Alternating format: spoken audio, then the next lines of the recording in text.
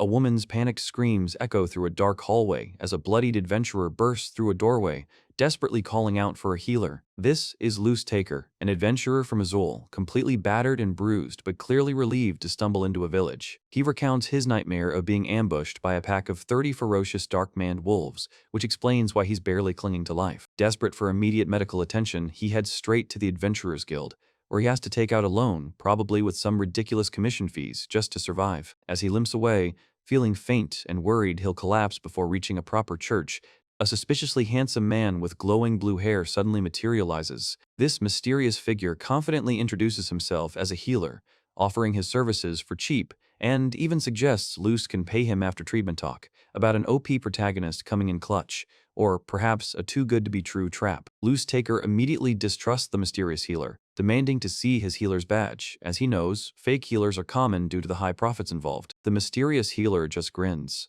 nonchalantly admitting he doesn't actually have a badge because he can't use healing spells, which makes Luce instantly label him a total quack and turn to leave. Despite the dismissal, the mysterious healer calmly follows, accurately identifying Luce's shoulder wound as a fresh laceration from a dark-maned wolf, and even deducing an older ankle injury from a twig, completely astounding Luce with his observation skills. The mysterious healer then offers to fix Luce's injuries for a mere 150,000 gold, significantly less than the 600,000 gold a priest or 300,000 gold an adventurer healer would charge, reinforcing Luce's belief that he's a con artist. After Luce angrily rejects him, the mysterious healer simply warns that the injury will hurt real bad later, and tells Luce to find him at the inn if he changes his mind, before dramatically disappearing. Luce quickly dismisses the weird encounter and instead heads to a traditional church where a priest successfully heals his shoulder for a hefty 620,000 gold using the power of Lord Iber. Just as Luce feels relieved, despite the crippling cost,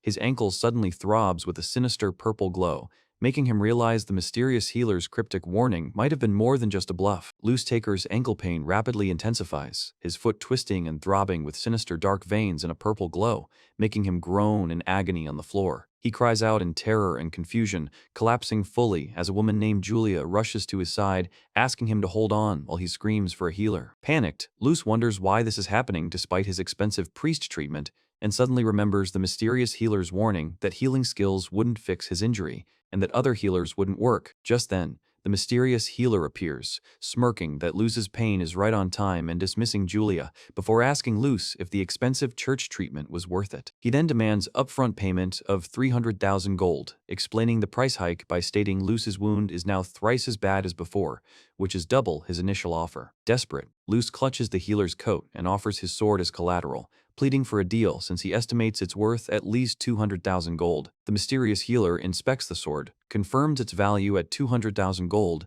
and agrees to treat Luce for that amount just this once, making the weapon vanish instantly. The mysterious healer thoroughly examines Loose Taker's agonizingly trembling and purplish ankle, before pressing on it hard enough to make Luce scream, yet casually reassures him that it's not deadly. He then reveals that Luce's condition isn't fixable by regular healing skills because it's a specific type of poison, shocking Luce. The healer explains the poison comes from the black lingonberry tree, which can paralyze even with a slight touch, a fact exploited by dark-maned wolves to hunt their prey, making Luce shiver in horror at the implication. Panicked, Luce desperately asks if he'll be permanently paralyzed and if there's any way to fix it. The healer conjures a glowing purple bottle of black lingonberry antidote, instructing Luce to pour it directly on the wound. With a smirk, he announces he has no painkillers, and since he can't use healing skills himself, Luce is free to scream, before brusquely pouring the sizzling purple liquid onto Luce's unprepared, poisoned ankle. As Luce cries out in pain, the healer calmly pulls out another bottle and declares that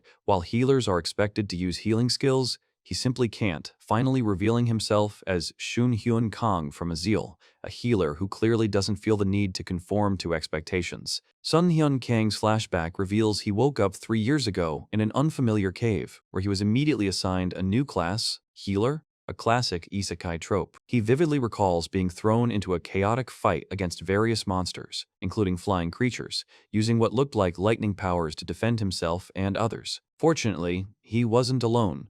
A group of other people dragged from Earth were also in the cave, some panicking to go home while others were strangely enjoying the magic. Sung Hyun Kang notices a glowing status window, just like in a fantasy novel, confirming his healer class but with a confusing question mark, and he realizes his only skill is Observational Eye, with no actual healing abilities. Back in the present, Sheng Hyun Kong calmly wipes blood from his hands after treating Loose Taker, informing him that his wound is fixed, but he needs to rest for several days. Loose Taker is utterly overwhelmed with relief, crying and bowing repeatedly to profusely thank Song Hyun Kong, who simply shrugs, reminding him it wasn't fatal to begin with. Loose marvels at his now clearly stitched and healing ankle, unable to comprehend how it was fixed without any traditional healing skills, and sheepishly apologizes for doubting him earlier. Song Hyun Kong responds with a knowing smile, accepting the apology and remarking that it's understandable for people to be suspicious of a healer who lacks actual healing skills, a sentiment that perfectly captures his complex situation. Loose Taker is clearly touched by Sheng Hyun Kang's understanding words, thinking he's truly sympathetic, but Kang himself just smirks, internally musing about how people will eventually beg him for help. Loose quickly changes his mind, realizing Kang might not be quite as understanding as he first appeared. The scene then shifts to the bustling Bitsfall restaurant, where Sung Hyun Kang enters and orders an in-meal combo from Julia, an employee who seems quite cheerful. While waiting for his food, Sung Hyun Kang sits down to write in his journal, noting the disgustingly nice weather and his recent patient's black lingonberry poison intoxication.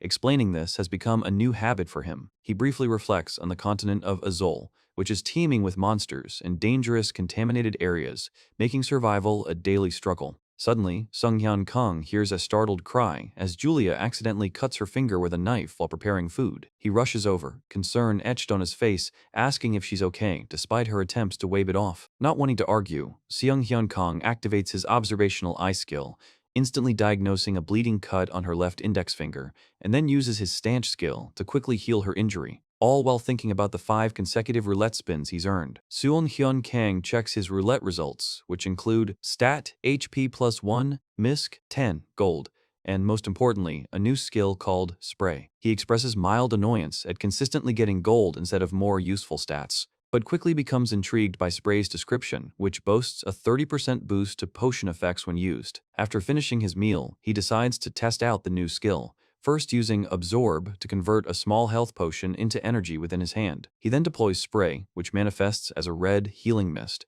but in a classic accidental skill test move, he hits an unsuspecting adventurer named Rick, who yells out in surprise. Sung Hyun Kang casually apologizes, explaining that Rick's HP has been regenerated, which leads Rick to realize he's a healer despite the unfamiliar skill. Rick, clearly impressed, asks Sung Hyun Kang to join his adventurer party, mentioning they specifically need a healer and have lucrative rare monster hunting quests worth 1.2 million gold. Sung Hyun Kang considers the significant reward and the benefit of being the party's sole healer, and when Rick requests a demonstration of his healing prowess, he readily agrees, preparing to showcase his unique abilities at the Adventurers Guild. Sung Hyun Kang arrives at the Adventurers Guild, where Rick introduces him to the rest of their party, Fariel, who wears plate armor, a dark-haired archer, and a mysterious hooded figure. Sung Hyun Kang immediately points out that there are 5 of them, not the 4 Rick mentioned, which makes Fariel look concerned as he explains that both he and Rick had separately recruited healers, revealing the hooded figure is the other one. After confirming everyone is still on board despite the 1.2 million gold reward being split 5 ways,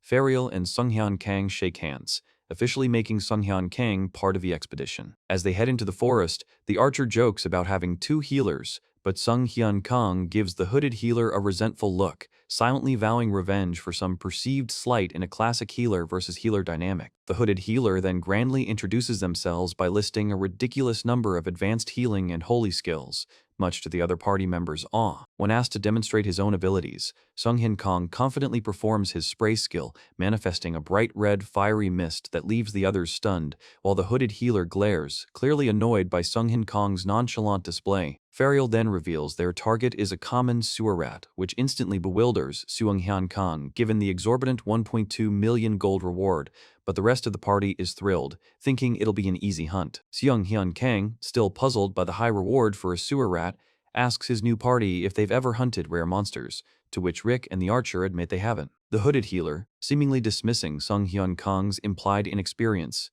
then hears Sung Hyun Kang seriously suggest they return to the village to stock up on potions, as rare monster hunts require many supplies. Ferial waves off the suggestion, insisting it's unnecessary for just a sewer rat, prompting the hooded healer to smugly tell Song Hyun Kang he can back out if he's scared because he didn't bring enough potions. Song Hyun Kang, feigning a sigh, declares he's leaving the party, but offers to rescue them when they inevitably get wrecked for a personal fee of 300,000 gold each, which Ferial protests as Song Hyun Kang walks away while the hooded healer waves him off with a taunt. As the party continues without him, Song Hyun Kang privately muses about claiming the rumored rare item for himself, while Ferial and the archer soon discover the actual target, a monstrous, glowing purple sewer rat worth the exorbitant 1.2 million gold. The hooded healer confidently declares they will handle all the healing, and the party charges in, with the archer firing arrows and Ferial leaping in to strike. However, the sewer rat suddenly vanishes, leaving Ferial bewildered and asking where it went, before reappearing in a burst of purple energy, overwhelming the archer and causing him to scream. The hooded healer quickly struggles, clutching her chest as the sewer rat's aura rapidly drains their mana,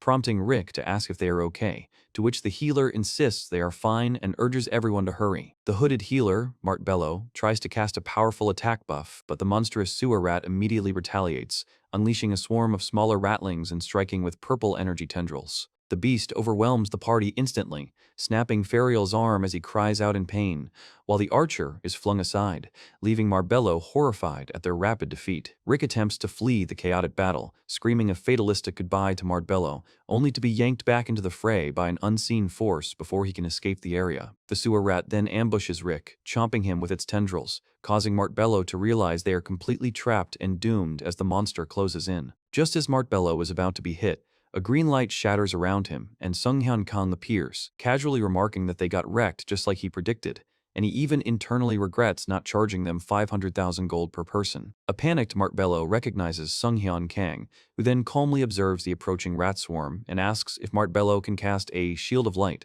Marbello, clutching his head, admits he's totally out of mana and has no potions, leaving him powerless. Sung Hyun Kang then pulls out a mana potion small, and, after confirming Marbello could use the skill if he recharged, proceeds to restore Marbello's mana with his own power, leaving the hooded healer utterly dumbfounded. Marbello remains utterly dumbfounded by Sung Hyun Kang's mana restoration, first questioning the very existence of such a skill given that casting requires mana, then quickly concluding that only the great gods could possess such power. In a sudden fit of terror, Marbello completely prostrates himself, frantically listing deities like Lord Iber and Shihul, while apologizing profusely for his earlier disrespect and swearing an oath to secrecy under Lord Iber's name. Sung Hyun Kang, seemingly amused by Marbello's dramatic reaction, casually tells him to get lost and commands him to use his now full mana to cast Shield of God. With renewed power, Marbello triumphantly conjures a massive golden shield, making Sung Hyun Kang internally admit that the hooded healer wasn't entirely useless. Sung Hyun Kang then shifts his focus, explaining that the sewer rat's unusually high reward isn't for its combat strength, but for its unique trap skill. He elaborates that the monster can control other rats of its species, creating a mini dungeon with area control that traps adventurers who try to flee after seeing the sudden increase in foes. To counter this, Sung Hyun Kang reveals he came prepared with a special dendral mint concentrate, an insecticide from another dimension that's lethal to small animals, causing the sewer rat to immediately struggle upon contact. He then calmly states that while he doesn't have enough concentrate to wipe out hundreds of rats individually, his spray skill makes widespread application a different, much more effective story. Sung Hyun Kang quickly unleashes his incision skill, striking the formidable sewer rat directly. The creature immediately counters with a powerful pride ability, sending Sung Hyun Kang flying backward and allowing smaller rats to swarm over him. Marbello, still invoking the gods, debates whether to help, but Sung Hyun Kang emphatically rejects his offer of healing, opting to use a regeneration potion, spray, instead. Despite his efforts, Sung Hyun Kang suffers a bite to the ankle, receiving a bleeding status that nullifies the regeneration effect, prompting him to quickly apply his stanch skill. Noticing the sewer rat preparing another pride attack that could have his mana, a classic boss mechanic honestly, Sung Hyun Kang confidently asserts that he doesn't need mana, then executes a second incision strike. The blow staggers the massive monster, and Sung Hyun Kang assesses his condition, confirming his ankle and limbs are now surprisingly fine even with the bloody pants. A relieved Sung Haeon Kang admits he genuinely thought he was in trouble there for a moment, then grins triumphantly. The system promptly awards him an achievement unlocked for a rare 1v1 hunt, which he finds extremely satisfying. Sung Haeon Kang claims his achievement reward, initially frustrated to see another roulette and what looks like an offensive skill, but then he realizes it's actually an effect boost, and immediately gets curious about its true nature. Marbello, gushing with praise, rushes over and attempts to make a dramatic oath of secrecy. Yet Sung Hyun Kang quickly tells him to stop the nonsense and just resurrect their unconscious party members. Marbello complies, using resurrection to bring Rick and Archer back, who jolt awake in confusion, with Rick screaming as he vividly recalls the sewer rat's attack. Sun Hyun Kang, with glowing red eyes, mockingly asks Rick if he enjoyed his nap, making the adventurer flinch, then confirms he single-handedly killed the monster, astonishing Rick, who can't believe a healer achieved such a feat. With a somewhat menacing gesture, Sung Hyun Kang reminds Rick about their earlier agreement regarding the spoils, then turns to the defeated sewer rat, stating his real objective was to claim the legendary rare item. He collects a shimmering purple orb, officially recognized as a rare item by the system, along with a significant bag of gold, jokingly lamenting having to take all the loot. Later at the inn, Sun Hyun Kang hands Rick a portion of the reward and offers to buy him a drink, acknowledging Rick's role in the quest. But Archer interjects that he, Rick, and Fariel are all from the same village and planning to return home tomorrow. Rick and his party decide adventuring isn't for them anymore, telling Sung Hyun Kang they're going to quit while they're still alive. Sun Hyun Kang sees them off, then tries to dismiss Marbello by saying they should pretend not to know each other after tonight. Marbello totally misinterprets this, instantly going into classic sidekick hero worship mode and proclaiming he understands Sung Hyun Kang needs to hide his identity as the Great One, leaving Sung Hyun Kang totally confused and wondering if he just started a cult. Shrugging off the bizarre encounter, Sung Hyun Kang decides to get the rare, shimmering purple orb he got from the sewer rat appraised. He arrives at the relic appraisers, where a long-haired man with an eye patch greets him, explaining that monster drops are sealed in marbles and need appraisal to be used. Sung Hyun Kang presents the orb, and the appraiser places it on a glowing device, immediately looking surprised by its quality as he begins the appraisal, causing a bright flash of light. After the process, the appraiser excitedly declares it a C-class item worth 80,000 gold,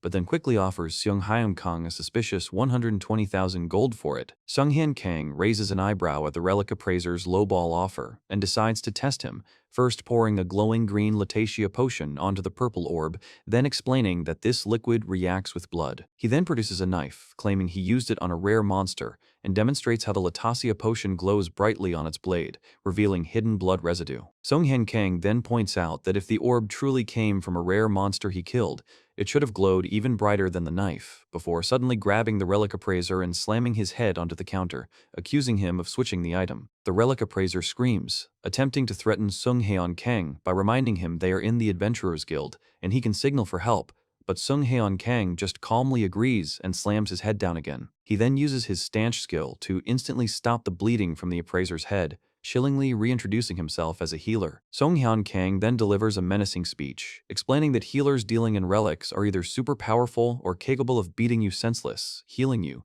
then beating you up again, which is some seriously dark healer logic. Despite the terror, the bandaged relic appraiser is bewildered by the lack of holy power in the healing, but quickly confirms that the purple orb is actually an A-grade focus ring and a B-plus class relic. With the true appraisal confirmed, Sung Hyun Kang learns the A-grade focus ring is worth a staggering 64 million gold, which makes him internally see that the relic appraiser's earlier attempt to buy it for a mere 120,000. He then examines the item's details, realizing the focus ring provides mana increase, damage increase, a 10% increase in casting speed, and a significant 50% increase in mentality, making it incredibly versatile. Sung Hyun Kang subsequently orders the terrified relic appraiser to unseal the ring and hand over a talisman, warning him to drop the dishonest tricks, to which the appraiser nervously agrees, requesting payment for the talisman. Soon after, Sung Hyun Kang finds himself at a local pub, flush with cash and looking for a drink, but a pub worker informs him there are no empty tables and he'll have to either share or go elsewhere. As he considers his options, a familiar face, Loose Taker,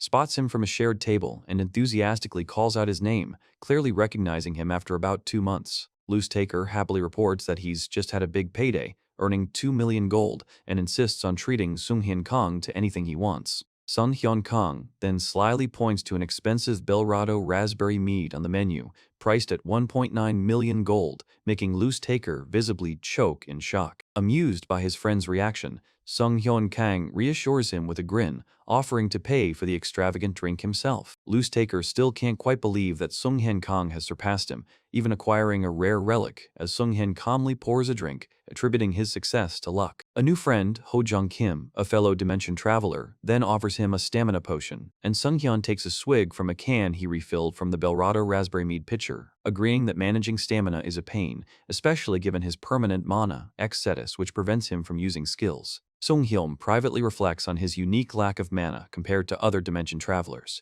while Ho Jung humorously suggests it's still better for Sung Hyun since he avoids the high cost of mana potions, leading to a toast, "For us two nutters." Breaking the celebratory mood, Sung Hyun asks Ho Jung to disable Communication of God due to the crowded pub, and once the system confirms the change, he reveals a peculiar new skill. Through Phi, marked with a mysterious black star. Ho Jung immediately lights up, recalling a previous party member who also mentioned possessing a skill with a black star. Sun Hyun immediately asks Ho Jung for the name of this other dimension traveler, prompting Ho Jung to scratch his head while trying to recall if it was Jae-young, Jae-young, or Jin-young Kim. Ho Jung then vividly recounts how this powerful individual, also a dimension traveler, was on a whole other level, single-handedly wiping out everything in their path thanks to an enhanced skills. He finally reveals that this skilled traveler believed these mysterious skills were the definitive way back home, which leaves Sun Yan looking visibly stunned and asking what Ho Jung means. Later, as they leave the pub, a slightly wobbly Ho Jung thanks Sung Hyun and promises to treat him to 2 pitchers of mead from his future 4 million gold earnings, enthusiastically kissing the stolen pitcher before heading back to the inn. Sung Hyun, telling Ho Jung he's off to get some potions, waves him goodbye, his mind already set on the true value of these star skills. He internally confirms that collecting more skills is now his top priority, noting his own through-frou skill already boasts significant boosts to accuracy, damage, and effect, and wonders how Jae-hyung managed to collect 4 of them when he almost died for just 1. Shaking his head at Ho Jung's forgetfulness of such a crucial detail, Sung Hyun takes a deep breath and resolves to do some good the next day, which brings him to the bustling Hein Village market. There, he sets up a small stall, drawing curious glances as he offers cheap healing services and even accepts non-cash compensation. Sung Hyun Kang confidently sets up his new healing stall in Hind Village, advertising the cheapest prices and accepting non-cash payments, which initially draws the attention of a curious passerby asking if he's a healer. Just as he confirms, a snarky red-haired adventurer and her companion loudly declare him a quack, who lacks any actual healing skills and couldn't even get a healer's badge, leading to a general clamor among the gathered crowd. Most of the potential clients quickly disperse, calling him a con artist, but Sung Hyun, completely unfazed by the typical small-town gossip, expected this reaction and simply watches them leave. Soon after, a timid villager woman approaches his now empty stall, hesitantly asking if he truly accepts non-cash items, offering a basket of potatoes as payment. Sung Hyun gladly accepts her potatoes and immediately asks about her ailment, prompting her to unwrap a bandaged arm and explain a farm injury, clearly worried about infection after an acquaintance died from a similar cut. He recognizes her fear of tetanus, a terrifying disease in this world without vaccines, and quickly uses his observational eye skill to diagnose her injury as a simple abrasion from a hoe, confirming it happened 2 days ago. Fortunately, Sung Hyun reassures her that it's nothing serious and not tetanus, causing her immense relief. He then selects a suitable cream from his inventory to treat her wound. Sung Hyun Kang shows the villager woman a peculiar red and white jar, explaining it's a semi-solid potion she needs to apply after breakfast and dinner. He then instructs her to use a clean bandage, but quickly realizes she likely wouldn't have one and tells her to wait a minute before striding off. Using his fabric-making skill, he swiftly transforms some hay into clean white bandages, even making spares, which truly amazes and delights the now beaming villager woman as she profusely thanks him and wishes him blessings from Lord Iber. Seung-hen, pleased with his smooth first transaction and the points he acquired, then muses about how much easier it is to earn points peacefully healing villagers compared to monster hunting. Just as he's enjoying his newfound low-stress career, 2 more villagers immediately rush forward asking for help, bringing him another easy +3 points. However, a loud thud abruptly interrupts his thoughts as his stall is knocked over, scattering his potions everywhere. A pompous blonde man in fancy clothes, accompanied by an armored guard, sneers at Sung Hyun's shack of a place and rudely demands some potions. Sung Hyun, clearly annoyed but maintaining a smile, then asks the entitled man exactly what kind of potion he wants, because of course this is just what he needed after a peaceful morning. The pompous blonde man, whose name is Lehart Irelev, demands anything, Shunghyun has made and rudely orders him to sit down, showing off his clear aristocratic arrogance. Sunghyun, internally noting the man's snobbish attitude and wondering what an aristocrat is doing at his humble stall, calmly presents one of his semi-solid potion jars. This surprises Leehart, who then formally introduces himself as the third son of the highly influential House Erlev, prompting Sunghyun to realize he's dealing with a major local power. The armored guard bows and apologizes for the interruption, before Leehart explains that his father, Lord Hearth Erlev, wishes to formally request Sunghyun's services. Sunghyun then offers a small bag, but Leehart angrily shouts at him, calling him an inane quack for not recognizing it as medicinal herbs meant for a cure for Teheth. The guard explains that Teheth is a contaminated zone in the west, where Lord Erlev and his soldiers were exposed to poisonous pollutants while fighting to contain the spread. Seung-hyun quickly puts the pieces together, realizing that a servant must have gotten a potion from him previously, prompting Leehart to grumble that their current supplier for the contamination counteractive is too far and too much trouble. Classic rich kid logic, which just confirms Seung-hyun's suspicions about why the prestigious young master came himself. Sung-hyun internally confirms his semi-solid potion is uniquely effective against contamination and that he's currently the only one capable of producing it. He clarifies with Leehart Erlev if he is being formally asked to create the specific counteractive potions, to which Leehart smugly agrees, boasting that Lord Hearth Erlev would grant Sunghyun a proper shop and an unpayable favor for his services, dismissing his current rundown street stall. Typical aristocratic pressure, really. After Sunghyun's sarcastic acceptance of this honor, Leehart imperiously orders him to start working, only for Sunghyun to smile and flatly refuse, sparking a furious outburst from the noble, who is barely restrained by his armored guard while shouting about Sunghyun's insolence. Sunghyun calmly places the medicinal herbs back, explaining that Leehart approached the wrong person as he is not a pharmacist, and internally calculating that this lucrative request would permanently bind him to mundane tasks instead of earning crucial accumulated points. He then irritates Leehart further by telling him to be more polite when seeking help, just as two villagers rush in, one desperately carrying his severely injured brother and pleading for Dr. Kang's aid. Sunghyun's observational eye quickly diagnoses a bone-deep finger laceration from a sharp sickle, noting severed vessels and tendons that could be fatal, and instructs them to wash the wound due to the risk of infection. As the panicked brother asks if Sunghyun can truly heal him, Leehart condescendingly laughs, asserting that a pharmacist is incapable of treating such severe lacerations. Leehart Erlev dramatically conjures a healing light, confidently demonstrating his healing skills to the distressed villager brother and Sunghyun. Sung-hyun is visibly surprised, realizing Leehart isn't just a noble but actually a healer, and challenges him to treat the injured villager himself. Leehart scoffs, questioning if a lowly commoner can even afford his services, making the villager brother flinch in despair, which makes Sung-hyun clench his fist in annoyance. The heart continues his arrogant posturing, offering to heal the villager only if Sunghyun begs for forgiveness and pledges obedience to House Erlev.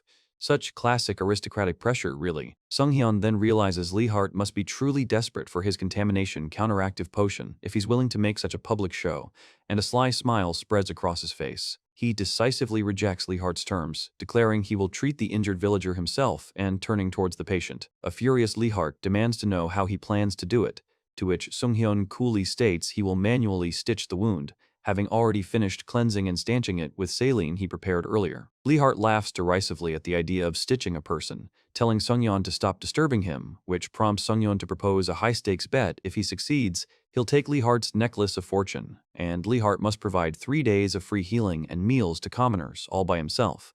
But if Sunghyun fails, he must create the counteractive potion and never call himself a healer again. A visibly enraged Leehart accepts the challenge, scoffing at Sunghyun as a quack, while Sunghyun internally acknowledges the difficulty of stitching the wound in his current setup. Sunghyun prepares for the complex surgery, explaining that he can create a fine thread using a mana potion and his new red extraction skill. He then activates his observational eye skill to get a super detailed view of the injury, all while a visibly annoyed Leehart mutters about Sunghyun wasting his time. To Leehart's utter astonishment, Sunghyun rapidly activates Sning's observational eye and a new suture skill, beginning the intricate finger reattachment with precise, mana-infused movements. Sung Hyun focuses intensely on connecting the severed nerves, feeling the mental strain of the difficult surgery but relying on his A-grade focus ring to help maintain his concentration. Just as he's about to finish suturing the skin, Sung Hyun's stamina dangerously plummets, almost causing him to drop his tools, but he pushes through the exhaustion to complete the reattachment. With the complex procedure finished,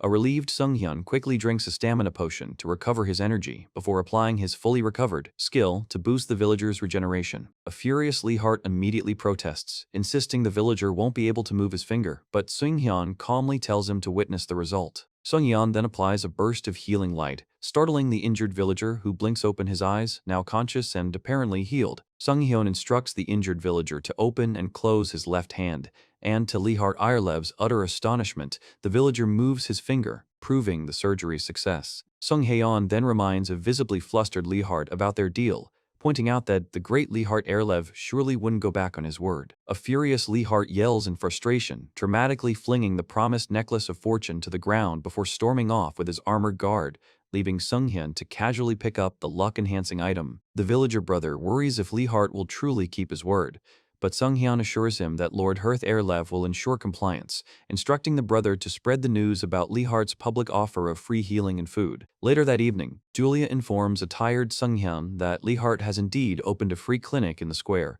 drawing a massive crowd with his free food offerings. Seong Hyun, unbothered by the potential loss of business, expresses satisfaction that many people are getting treated, though he inwardly smirks at Lee Hart's begrudging generosity. He then kindly offers Julia some potatoes he received, which she happily takes, eager to cook them to help him recover his energy. Despite feeling exhausted from the day, Sung Hyun surprisingly receives system messages, earning a Crystal of Vitality and an inventory expansion ticket, which he notes is unusual since he typically only gets skills. He examines the gleaming Crystal of Vitalities, recognizing it as a valuable material for stamina equipment. Later, Sung Hyun runs into Ho Jung Kim at an inn, who generously offers him a crystal enhancement tickets he just obtained, much to Sung Hyun's pleased surprise, and Sung Hyun quickly accepts it despite its high market value. Ho Jung then asks about the focus ring Sung Hyun is still wearing, and Sung Hyun explains it's too valuable to sell just yet. Following Ho Jung's recommendation, Sung Hyun visits a weapon shop, where the weapon shop owner immediately notices the crack in the crystal of the necklace of fortune Sung Hyun brought in. Realizing Lee Hart Erlev damaged the necklace when he tossed it, Seung Hyun, boiling with internal rage but outwardly composed,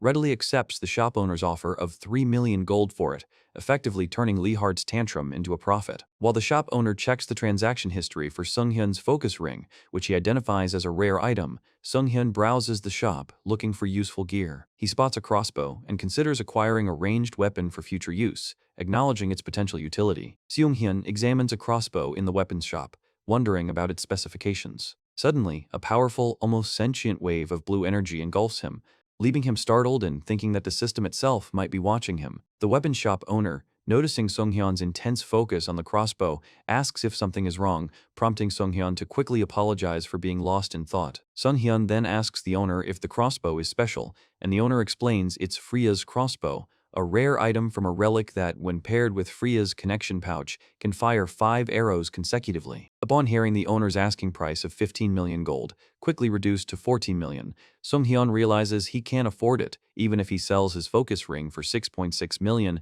and the necklace of fortune for 3 million, totaling 9.6 million. Classic item shop pricing, am I right? Seeing Sung Hyun's dilemma, the weapon shop owner offers to hold the crossbow for him, confident that Sung Hyun will acquire the funds soon. Seung Hyun, pleased with the owner's understanding and why Ho Jung recommended the place, accepts the offer and decides to buy only a basic accessory with the brooch for now. Sung Hyun reviews the brooch of vitality he's considering, noting its stamina boost and a mysterious enhancement ticket option, before realizing he can't rely on Ho Jung for money. Ho Jung, only having 5,000 gold, surprisingly shares that they finally have a lead on going home, explaining that the whatever it is that brought us here from Earth actually spoke to him after 3 years. This revelation makes Sung Hyun wonder if getting Freya's crossbow might even allow him to communicate with it directly, tying into his urgent need for funds. With a clear goal in mind, Seung Hyun heads to the crowded Adventurers Guild bulletin board to find some requests. When he snatches a healer request, the Adventurers Guild clerk immediately stops him, explaining he can't take it without an official healer's badge. Seung Hyun quickly says he's just browsing, before noticing an urgent healing request that is still listed and seems available. He then finds the person associated with that urgent request, confidently promising to heal her. Sung Hyun, having found the urgent request,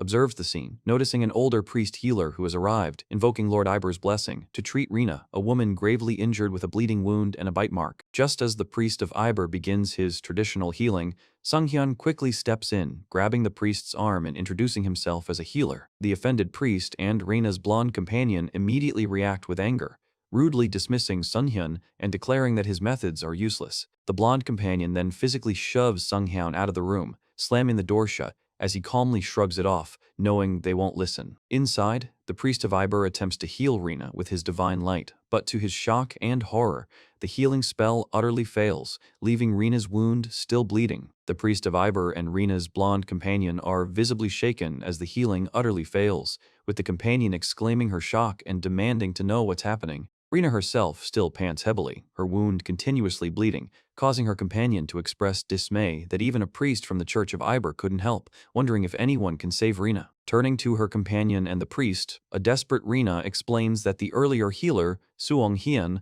knew traditional healing skills would be useless and suggests he might be able to treat her despite looking suspicious. The blonde companion reluctantly agrees, realizing Sunghyun's warning was correct as Rina clutches her hand, pleading for help since potions are no longer enough. The companion then rushes out, stomping, to find Sunghyun, asking a young adventurers guild staff member about a tall man with black hair and eyes who left recently and is directed to Dr. Kang.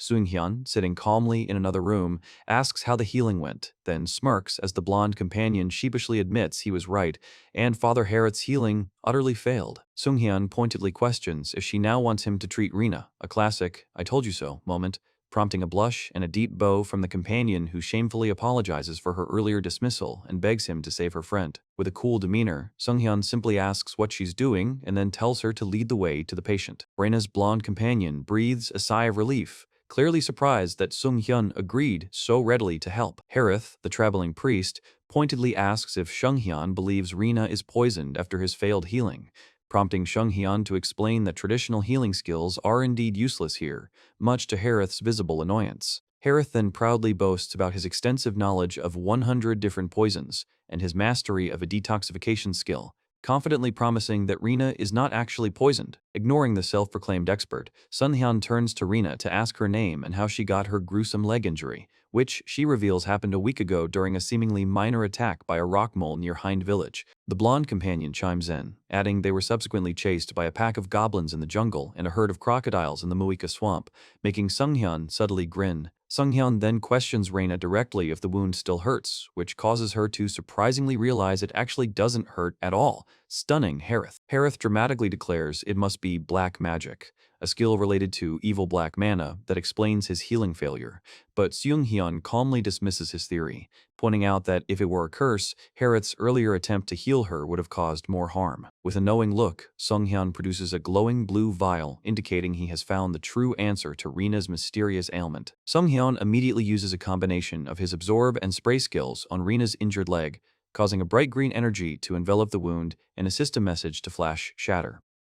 Rina's blonde companion watches in shock as the potion seemingly turns into smoke, asking what he just did, while Harith looks visibly startled by the unexpected treatment. Suddenly, the blonde companion exclaims that the bleeding is stopping as Rina's wound visibly starts to close up. Sunghyun proudly explains he used Dentral Mint Concentrate, a handmade potion he says is perfect for killing bugs, which makes Rina flinch in confusion. He points out a tiny, nearly invisible bite mark on her leg, then clarifies that bug monsters are common in swamps, deducing Rina's wound was exposed to the Muika swamp water after their rock mole encounter. Rina's blonde companion confirms that Rina's leg was the only wound that touched the water during their escape, explaining why only Rina was infected, leading Harith to finally understand why his healing skills failed against a foreign substance. Sunghyun, however, warns that this is only a temporary fix, explaining that the bug inside Rina's leg secretly secreted an anesthetic to numb the pain, a surprisingly advanced skill for a mere insect. Talk about a classic parasitic monster trope. With a decisive move, he then uses a knife to make a quick incision,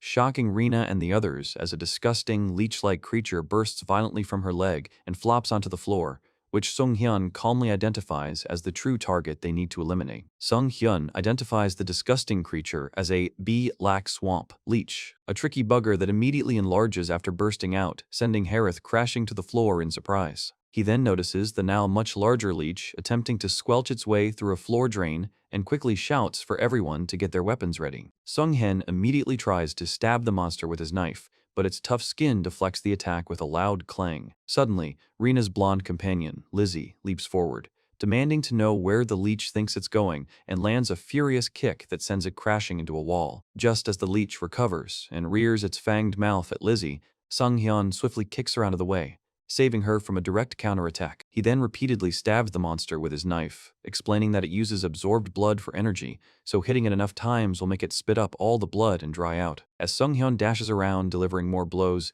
he observes the leech is already shrinking significantly, all while inwardly apologizing to Julia for the mess he's making at the inn. Sung Hyun quickly warns that they won't find the Black Swamp leech if it escapes into the village waterway, and, realizing the urgency, he throws a Control Mint concentrate potion at it, boosting its effect with spray and absorb to make the creature twitch violently. He then lunges forward, hoping to land a fatal blow, but his knife shatters once more against the leech's tough hide, leaving him without a weapon. Conveniently, Harith manages to cast Shackles of Light, momentarily binding the thrashing Black Swamp leech in golden chains, though he struggles to hold the spell for long. Just as the leech begins to break free, Lizzie shouts at Sung Hyun to use his broken knife, and he quickly grabs the glowing blue blade. Sung Hyun charges in, successfully using the shattered weapon to deal a final blow, leaving the now dead Black Swamp leech in 2 pieces. He casually offers the dead creature to a disgusted Harith, who refuses to touch the filth, before checking on Rina, whose leg is perfectly stitched up. Sung Hyun then confirms he used his suture skill with magic thread to increase her defense,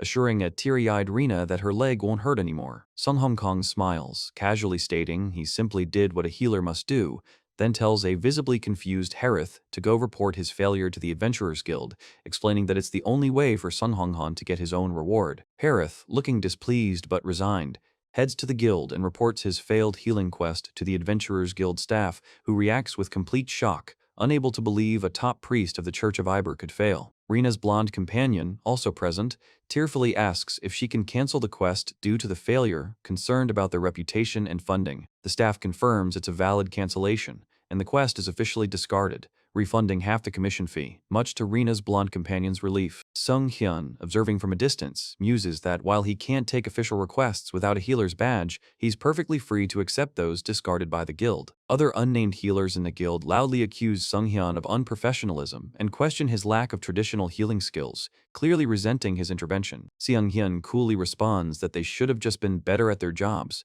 proudly declaring that this is exactly what he lives for as a healer. Afterward, Rina's blonde companion approaches him, handing over a pouch of coins, which she says includes both the compensation for Rina's treatment and the refunded commission from the Adventurers Guild, expressing her gratitude for the much-needed funds. Rina's blonde companion hands Sung Hyun a dagger made from blue silver, explaining it's a special village product and an apology gift since he broke his old knife for them, which Sung Hyun accepts, appreciating the gesture. He then counts the newly acquired funds, calculating a total of 700,000 gold from the payment and refunded commission. As he walks, Sung Hyun realizes he now has 2 million gold in his emergency fund, still needing around 2 million more to afford Freya's crossbow. Attempting to get more funds, he uses his 5 consecutive roulette spins, only to frustratingly receive multiple miscellaneous 1 gold rewards, before finally pulling a wind potion, which he considers not bad.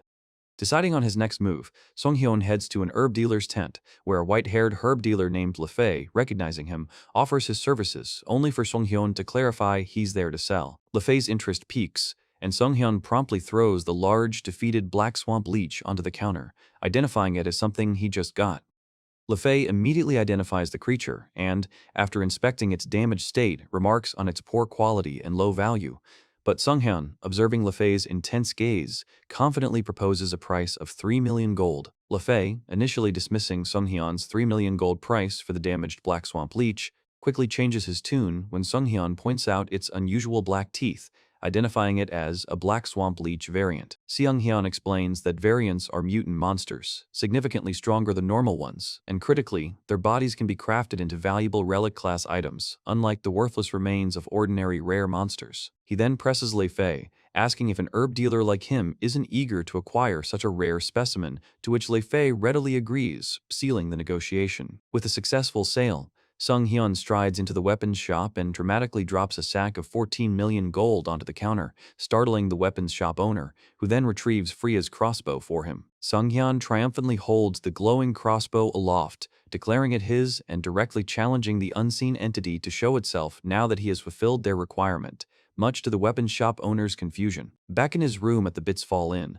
Sun Hyun wonders if merely possessing the crossbow isn't enough, so he places it into his inventory. This action immediately triggers a glitching, corrupted system message and an achievement notification, causing him to stare intently at the flickering text. Frustrated by the unreadable message and the lack of clear direction, Sung Hyun asks if there's a bug with the system, which is a pretty classic way to introduce a new, cryptic plot point, honestly. Sung Hyun clenches his fist in frustration, demanding to know if the system is kidding him, as he just acquired Freya's crossbow and wants the entity to show itself. The system then acknowledges his demand, stating, "Understood," and offering to An's ear him, but also cryptically displays 5, making Sung Hyun wonder if it means he gets 5 questions. He flashes back to an earlier discussion among the Dimension Travelers, including Jae-hyung Kim, about the need to earn money and use their skills to settle in this new world after being transported to Azil. Back in the present, Sung Hyun realizes the system messages are getting shorter and fragmented,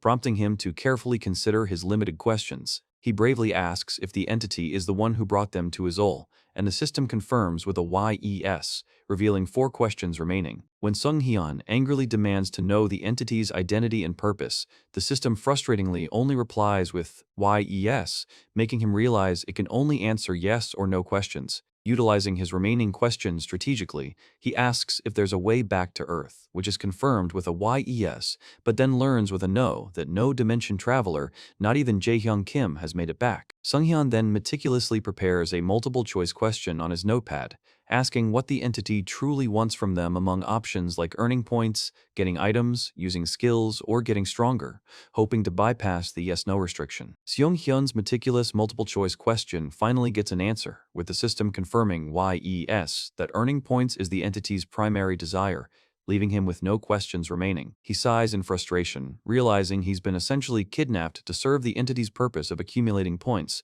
which obviously makes him pretty angry. Sun Hyun then speculates if this entity, who he's starting to call a jerk, is actually a god from Azul, concluding that if he's figured out this much, he's probably the one destined to fulfill its wish to get back home. Just as he vows to find a way to learn the entity's identity, the system suddenly deducts all of his accumulated points without warning, sparking his fury. Enraged, Sung Hyun declares he will kill it, whether it's a god or not, and find a way to end it, only for a new quest to pop up immediately. This quest tasks him with earning 5,000 points for a skill reward, making him realize the entity is probably just using his points to manage the entire system, which is a classic RPG system move. He reluctantly accepts the quest, mentally assigning the entity the less than flattering title of manager, since it controls his status window, and eventually settles down to eat a roasted rabbit sandwich. While eating, Sung Hyun receives a notification that he's acquired the Freya's crossbow skill, which comes with its own unique Freya's roulette system, giving him 5 free tickets to try his luck. Sung Hyun, finally settled with his roasted rabbit sandwich, decides to give Freya's roulette a spin, using all 5 of his free tickets. The roulette whirls rapidly and then lands on a roulette success, granting him bonus damage stats, an S-grade inventory expansion ticket,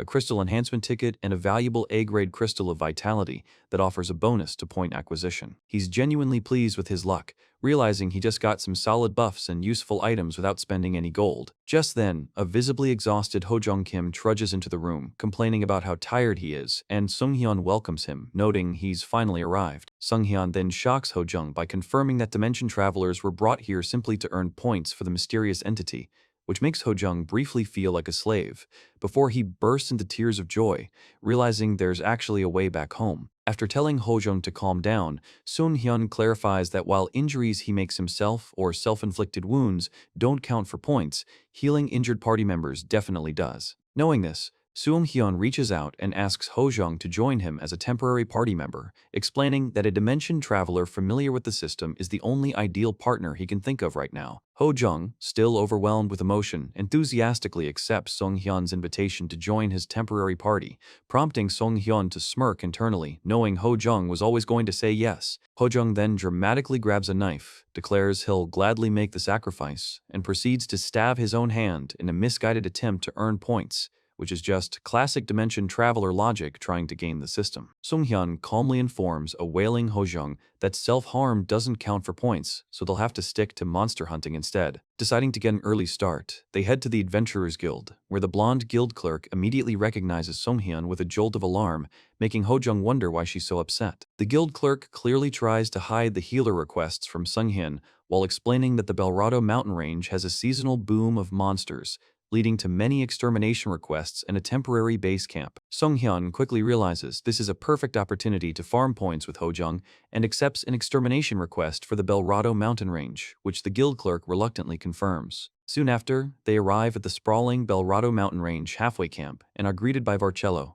who explains how rewards are tied to monster kills and warns them about the dangerous areas ahead. Varcello gives his final warning about the dangerous monster-swarming areas, but Sunghyun, ready to farm gold, asks Hojung if he's prepared to leave. Stepping just outside the camp, they are immediately swarmed by a herd of iron moles, prompting Sunghyun to quickly arm Freya's crossbow and use the Freya's connection pouch to generate a potion arrow. He tests the crossbow, firing a shot that hits a mole, internally noting its efficient loading and unexpected damage output. Moments later, Hojung yells, "Dr. Kang," as a mole slashes Sunghyun, then slices Hojung, who still insists Sunghyun keep hunting despite his injury. Sunghyun then surprisingly shoots multiple arrows into Hojung, calmly explaining they are potion arrows that prove the concept, much to Hojung's outrage at being a test subject. Later, back at camp, Varcello is amazed by their monster hull, clarifying they actually caught steel moles, not iron moles, which Sunghyun realizes is why Hojung had such a rough time,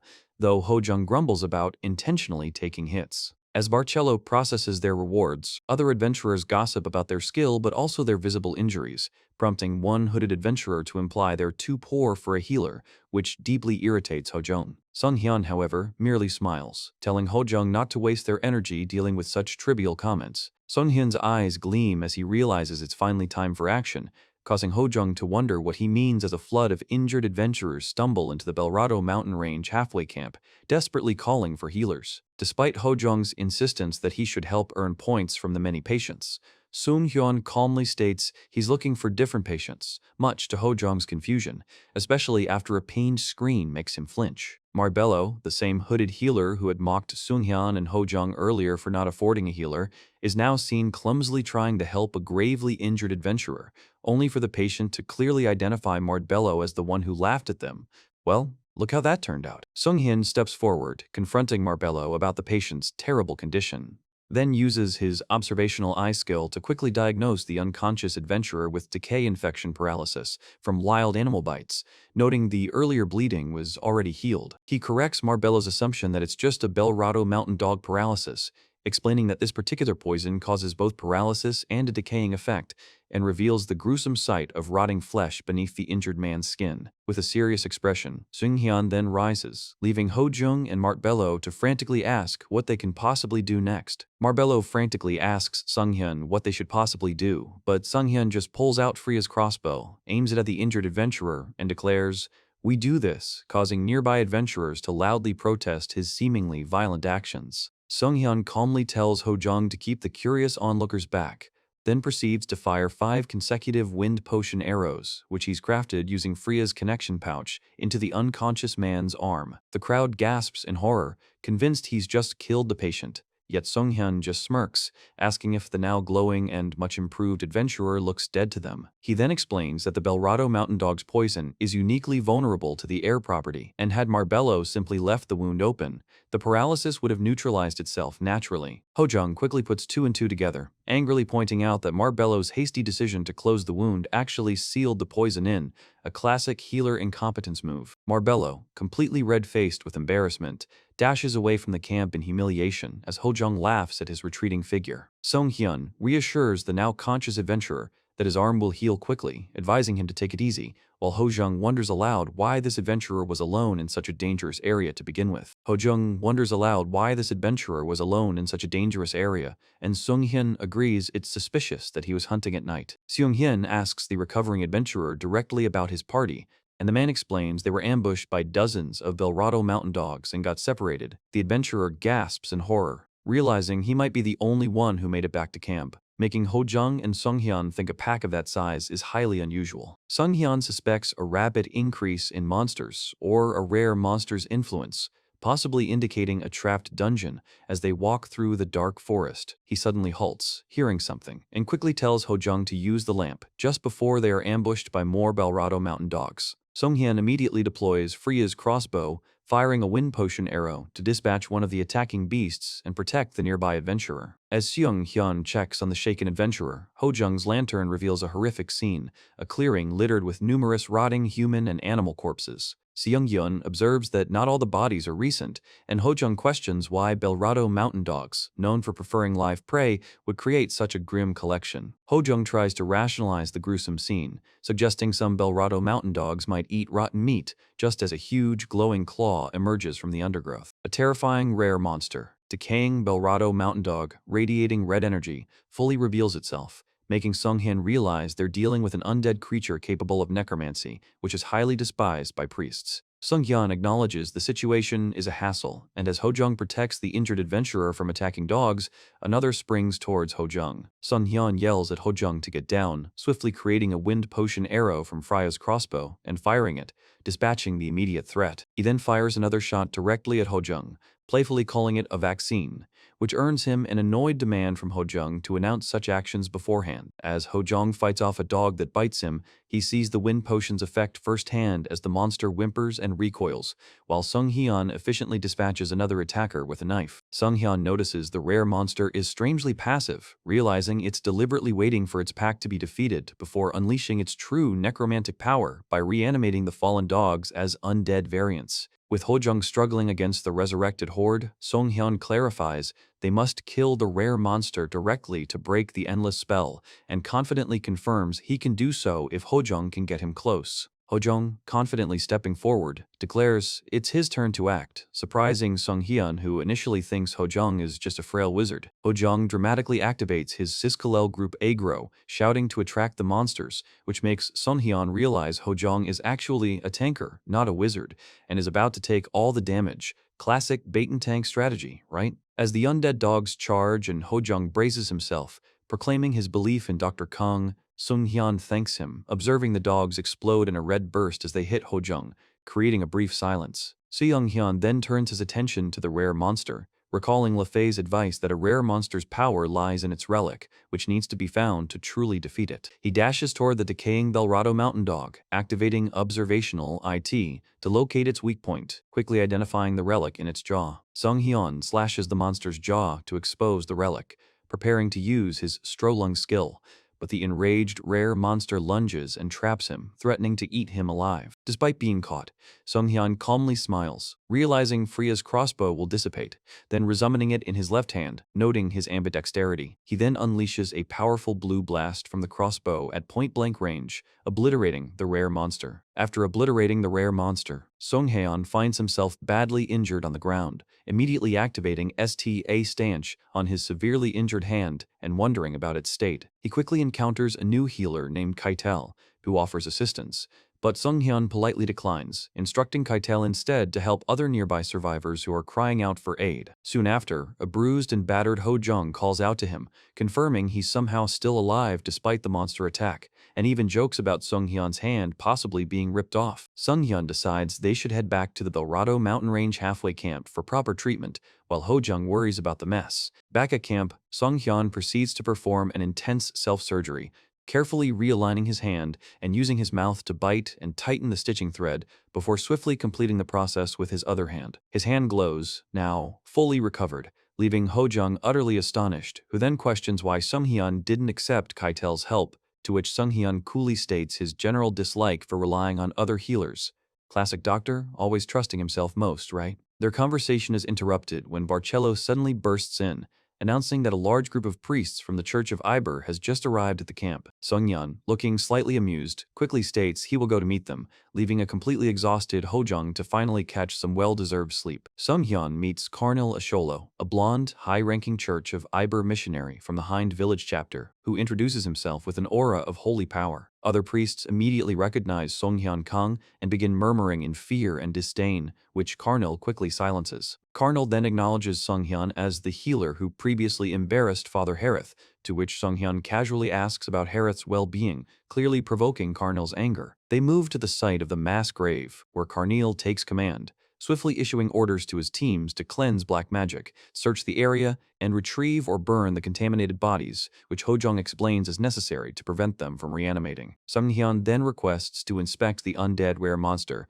and Karnil agrees, revealing his intention to take the monster's body back to the church for inspection to understand the cause of the undead spawn. As payment, Karnil presents Seunghyun with a precious bottle of holy water of the dawn, explaining its year-long creation process and immense power to cleanse countless undead, leaving Hojong absolutely stunned by its inestimable value. Seunghyun, with a knowing smirk, realizes that breaking the rare monster's relic unexpectedly led to receiving a precious item. Karnil then formally presents Seunghyun with the holy water of the dawn, thanking him on behalf of the Hind Village chapter of the Church of Iber for defeating the corrupt being in a lonesome battle, while a nearby priest clenches his fist in silent disgust, thinking Sunghyun would heal even the undead for profit. Sunghyun, ever the pragmatist, puts on a classic hero front by claiming he just did what he had to do and can't tolerate evil undead, despite the visible annoyance of the other priests. Sometime later, a drowsy Seunghyun is abruptly woken in bed by Varcello, who nervously informs him that Riwen Hersher, the branch manager of the Adventurers Guild, has arrived to see him. Seunghyun immediately senses that Riwen, a notoriously greedy and incompetent figure,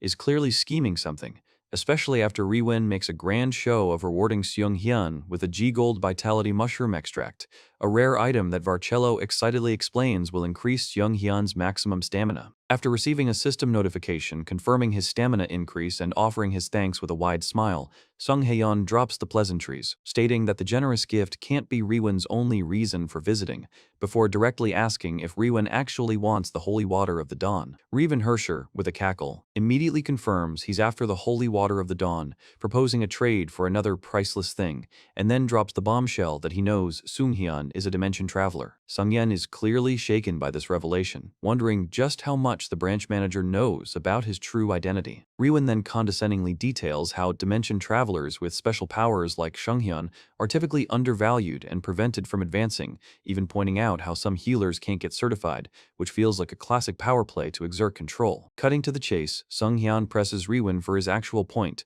leading Riwen to confidently offer a healer's badge and the full backing of the powerful Hersher family, completely dismissing any insignificant guild policies. Riwen further sweetens the deal, painting a picture of Sunghyun's future as a respected court healer, all to secure the holy water of the dawn for his own ambitions to move beyond Hind Village. However, Seunghyun coolly rejects the entire proposition, asserting he's already perfectly qualified and doesn't need external validation or bribes to feel important. When Rifen tries to leverage the Hersher family's sponsorship, Sunghyun bluntly points out Rifen's lack of family authority and the questionable benefits of his backing, completely enraging the branch manager, who then violently throws his teacup. Moments later, Hojong Kim approaches Sunghyun outside, curious about the reward he received from Riwen, and Sunghyun reveals a glowing red item, bloodthirsty bloodstone, that boosts damage. Hojong confirms they definitely milked Riwen for the valuable a bloodthirsty bloodstone as a reward, noting it's a good one despite Riwen's underhanded tactics. Suddenly, a loud alarm bell rings throughout the Belrado mountain range halfway camp, signaling an emergency as monsters swarm in from the east, north, and south, putting the entire village in peril. Hojong quickly rallies, urging everyone to cut off the monster advance to safeguard the village as adventurers dash into action, with some, like a red-haired adventurer, already engaging in fierce combat against the encroaching beasts. Sunghyun scales a tree, takes out Freya's crossbow, and, using a Freya's connection punch, quickly crafts a rock arrow before activating the thirsty blued stone with vampiric craving to boost his damage. As Hojong confidently slashes through regular monsters, feeling like it's a piece of cake, the red-haired adventurer gets violently knocked back, revealing a massive, intimidating boss monster. Hojong worries that their current rock arrows won't be enough against this new threat, but Sunghyun, undeterred, quickly creates a more potent steel mole claw arrow with Freya's crossbow and fires it. Following Hojong's prompt, Sunghyun then uses his powerful Proching skill, delivering a critical blow that finally brings down the formidable boss monster, securing their victory. Camp residents immediately start clamoring, impressed by the incredible last attack, and acknowledging Sung-hyun and Ho-jung as the party who defeated the rare monster, leaving Ho-jung feeling like a triumphant hero. Sung-hyun checks his system, seeing he's earned 301 points, and Ho-jung immediately asks if he's going to try Freya's roulette, warning him that spinning it with specific hopes usually yields nothing good. But Sung-hyun, ever the optimist, thinks he might get lucky, prompting Ho-jung to bet 100,000 gold that he'll just get trash. Sure enough, Ho-jung smugly pats Sung-hyun, claiming he told him so after the roulette spin, which is just classic gotcha luck, isn't it? Their post-battle analysis is cut short as Varcello rushes over, profusely thanking them for stopping a major disaster at the Belrado mountain range halfway camp, explaining that the camp's dismantling is now postponed for a few days due to the priests needing to investigate the incident further. As a special reward, Varcello hands them each a token for a free Belrado raspberry mead, and soon after, Sung-hyun and Ho-jung are celebrating at a pub. Their quiet, celebratory drinks are interrupted by Loose Taker, who joyfully calls out to Sung-hyun, surprised to see him. Ho-jung wonders about their connection, and Sung-hyun explains he had treated Loose some time ago, prompting Loose to happily pay back his old debt, which Sung-hyun had completely forgotten about, before Sung-hyun returns Loose's treasured sword, Kareth. Loose then shows Sung-hyun a party application form, explaining his cousin needs him for a raid in 3 days, but he's stuck because he needs to repay his Adventurers Guild loan, to which Ho-jung just snickers, advising against ever borrowing from the guild. Sung-hyun agrees to join Loose's raid party, expressing interest in the dungeon reward and making Loose beam with excitement at finding someone trustworthy. 3 days later, at Hakat Hill, Loose asks Sung-hyun if he's ready, and Sung-hyun playfully responds that his wrist is fine, but he's really ready to collect Ho-jung's 100,000 gold. Ho-jung, shocked and protesting, realizes Sung-hyun won their bet, as Sung-hyun smugly reveals he acquired Freya's arrow retrieval from Freya's roulette after Keitel blessed him, increasing his luck. Loose then introduces his cousin Tina Putin, a swordswoman, while Sung-hyun introduces himself as a healer and Ho-jung, still grumbling about his lost bet, as a tank. Their new party members, including Lakramati, Shuirei, and Sahida, quickly voice skepticism about Sung-hyun's lack of holy power for a healer and question Ho-jung's robed appearance for a tank. Il, the party leader and a rogue, steps in to calm the situation, reminding everyone that Sung-hyun and Ho-jung are there to help. Inside the dungeon ruins, Sung-hyun observes the widespread corrosion, dismissing environmental factors, which leads Sahida to suggest black magic might be the cause. Ho-jung makes a snarky comment, calling Sahida a physical therapist, making Sahida angrily correct him that he is a monk, just as another party member notices those with holy power aren't reacting to the supposed black magic before Shuirei quickly blasts an insect creature. The dungeon raid quickly gets intense as multiple corroded beetles drop from above, prompting cries of "Ew" and "Gross" from the party members. Lakramati swiftly slices one down, while Il urgently shouts for everyone to break through since they can't handle all the bugs. Seung-hin then asks Shuirei for her wind magic, then dramatically shatters a Dentrol mint concentrate vial and uses spray to boost its effect, telling her to spread it out. Shuirei unleashes a powerful heavy gale spell, instantly wiping out all the beetles, leaving Tina Putin amazed and asking Sung-hyun how he did it, only for him to coyly reply, "It's a trade secret." After the battle, Isle generously offers everyone large mana potions, explaining he knows a pharmacist who can get them cheap, which makes Sung-hyun internally feel a sense of déjà vu about Isle's kindness. As they continue deeper, Ho-jung notices they've reached a fork in the road, and Sahida immediately shudders, sensing an overwhelming amount of black magic emanating from the left path. Isle, believing it's a trap, insists they take the right path, but Sung-hyun, always one to choose the harder route, firmly declares they must go left. Sung-hyun firmly reiterates they must take the left path, despite Sahida's concerned protests about the overwhelming black magic, claiming he knows about it. Loose, shocked that Sung-hyun knows but still insists on proceeding, angrily grabs his collar, accusing him of being crazy and wanting to die. Ho-jung and Tina quickly intervene, urging Loose to release Sung-hyun and hear him out, while Sahida maintains there's no point reasoning with someone who can't even perceive black magic. Shuirei and Tina both express their reluctance to venture into the dangerous area, with Tina siding with the priest's caution. Exasperated, Isle tells Sung-hyun if he wants to go down that disgusting path, he should do it alone, then shoves him and leads the rest of the party away. As the others depart, Ho-jung and Tina stay behind, with Tina explaining she trusts Sung-hyun because Loose introduced them, and Ho-jung grins, declaring his trust in Sung-hyun as well. Meanwhile, Isle, Shuirei, and Sahida continue down the seemingly safe right path, Luz internally noting Tina's loyalty and Sahida observing the absence of monsters. Suddenly, a cracking sound halts their progress, and Shuirei, turning back with horror, realizes it's a trap and screams for everyone to get out as purple spikes erupt from the ground and strike her. Shuirei cries out, no, as she stumbles into the trap and purple spikes erupt from the ground, stabbing her in the leg. Luz immediately calls out to Sahida, who tries to heal Shuirei with healing light, but the magic only makes her injury sizzle and worsen, leaving both Shuirei in agony and Sahida in frustrated shock. Sahida realizes it's a curse spear, meaning Shuirei is now caught in a curse. Just as Seung-hyun and Ho-jung calmly arrive at the scene, Seung-hyun remarking that they shouldn't have gone this way. A surprised Eel demands to know how Seung-hyun knew the trap would activate, but Seung-hyun casually responds that he expected it and waited, a classic move to prove his point, causing Luz to note the broken sealing magic circle.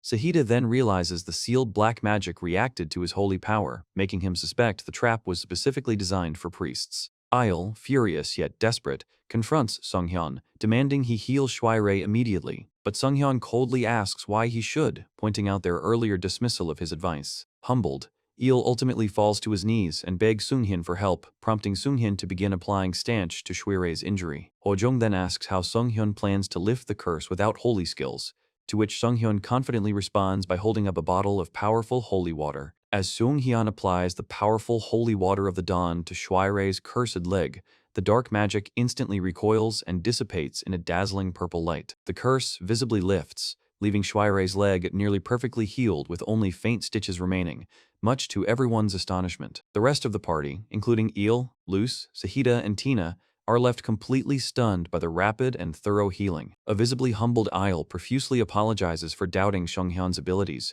recognizing his grave mistake, while Tina questions why Isle had yelled at him in the first place. With a knowing smile, Seung-hyun simply tells them he's sorry to keep them waiting, a classic hero move to make everyone eat crow, before signaling to continue deeper into the dungeon. The reunited party, now comprising Seung-hyun, Ho-jung, Tina, Luz, Eel, Sahida, and Shuirei, proceeds down the left passageway until they reach a massive, ominous metal door glowing with red symbols, which Seung-hyun identifies as the boss room. Ho-jung expresses his unease, noting the lack of any monsters guarding the entrance and finding the situation suspiciously easy. Ignoring the quiet, Seung-hyun confidently taps the door and directs everyone to stay alert as they enter, where they are immediately greeted by a booming, "Welcome puny sacrifices," from a formidable ruins boss monster, which sends out an intense wave of black magic, terrifying everyone. The ruins boss monster, cloaked in dark magic, welcomes the party as puny sacrifices, arrogantly boasting about their foolishness for coming so far and claiming it's an honor to become sacrifices to a greater being. Just as it dramatically starts to reveal its name,